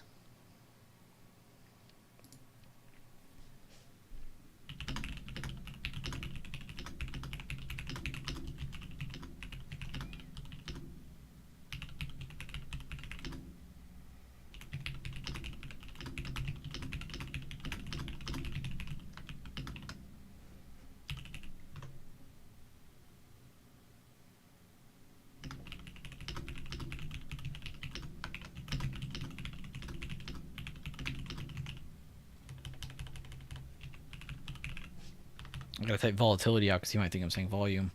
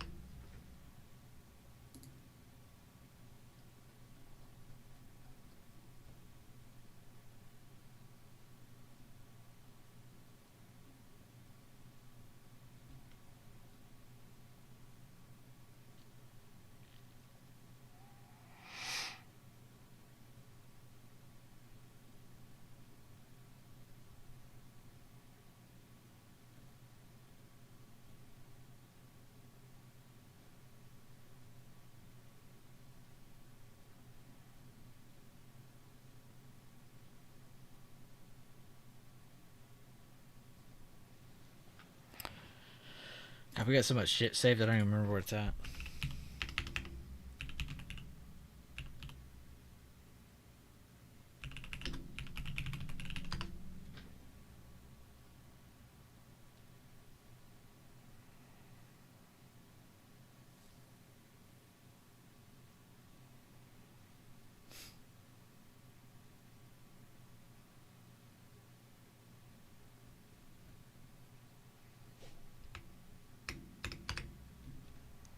Okay, volatility's not going to work. There's 1,500 posts with it.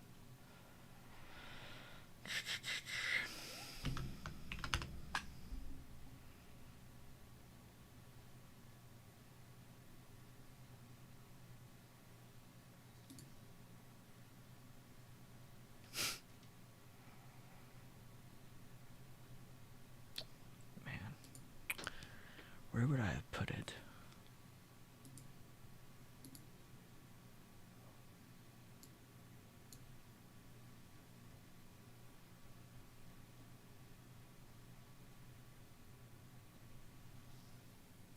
What the hell is this? Oh, my favorite videos. Oh, that is old.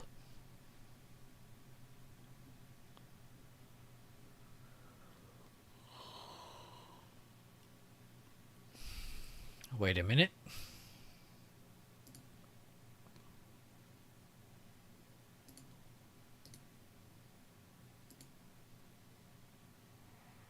Oh, this is the labels. That's what that is. I'm getting closer, though. Whoops.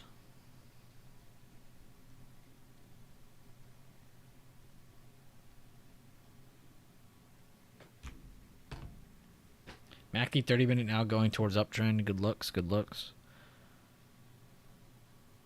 Sorry, I read that one super late. I think at least.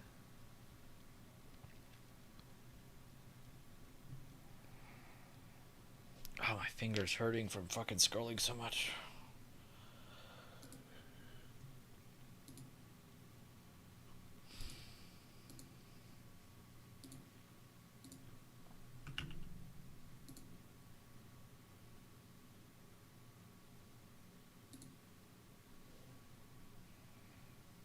Now reversal downward. Yeah, my bad. I read yours too late. My bad. Oh, where would I put that, dude?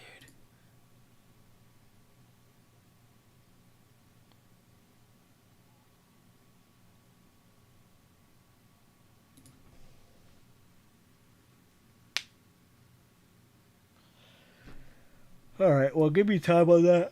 Oh, excuse me. I'm gonna go to Leland's DM, see if I can find anything.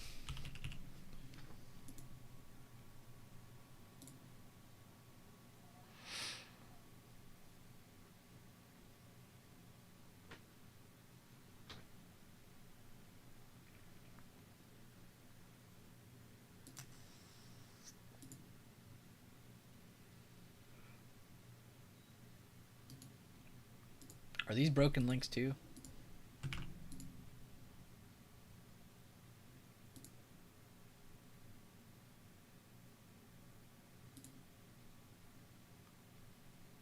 Oh, no, this is the number thing. Okay. Time frame continuity.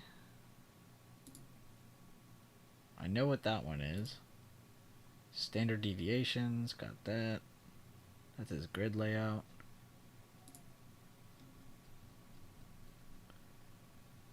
Bro, did I not save this at all? Like, what?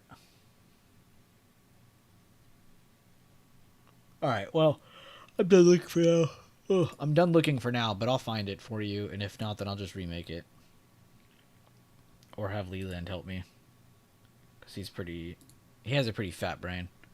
But my bad, Pumper. I'll find it for you or get it for you. I really thought I had that on hand.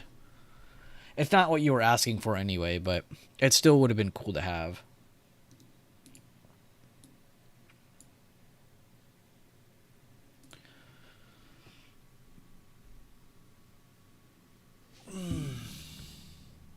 All right, guys. Well, this is towards the end of the stream, so I am going to ask questions. If anybody has anything, let me know. But if you guys Excuse me.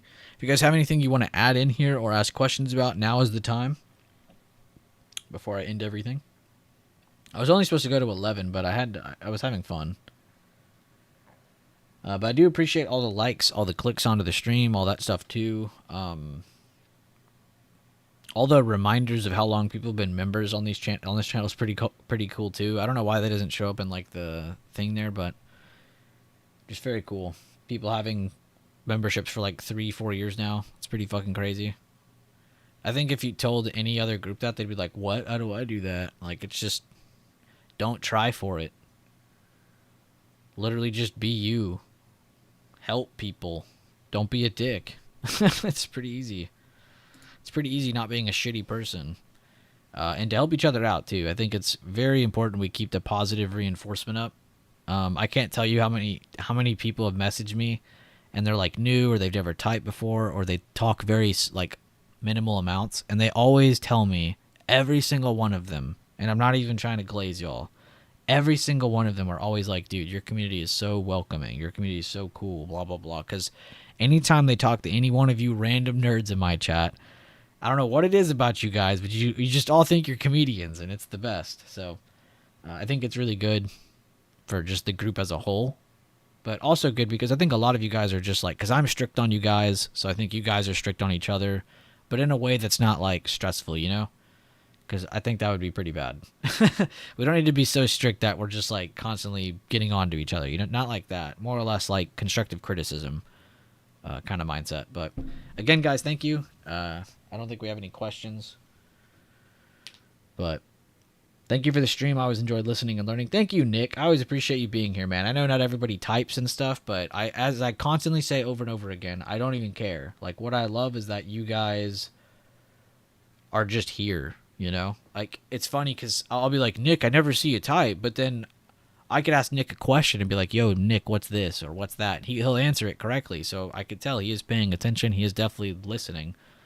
So we have a lot of people like that too, and I definitely don't mind it. Whether you're busy or introverted or just at work, like, and generally just maybe you're just super fucking busy. It's always cool with me. I never take it personal, and I really love when you guys chime in, even if it's just the smallest amount. But thank you. How is Pumper Knuckles not ranked number 1? Oh wait, let's see the rank right now. Maybe that's what we should do at the end of each stream. Technically Lag to Death won. Alexis got second, very close. Dr. J in a close third. Pumper did get into the top 5. To be fair, he got towards the end of the stream, though, like middle of the stream. Whereas you guys were already in here. So, I think that's why. Well, wait, no, it does say typing helps, though, doesn't it? Oh, yeah, send live chat messages. There you go. So, yeah, I don't know. It doesn't say anything about being here, but I swear being in the stream, like, first definitely gives you more points. You don't understand. I'm always number 1. They were just talking about this stupid leaderboard, Pumper. It's nothing. This literally means nothing. We're just making fun of YouTube. But thank you guys again. I'm going to end the stream there. Thank you guys, seriously, each and every one of you. This is seriously one of the dopest communities out there. And I love this small knit group that we got. So thank you again. I keep saying thank you. And yeah, check out the video that was posted today from the stream. I'm going to try my best to go back into yesterday's stream and get that other one posted. If not, then whatever. But bask in my excellence. As long as Tobias loses, I win. I'm screenshotting that.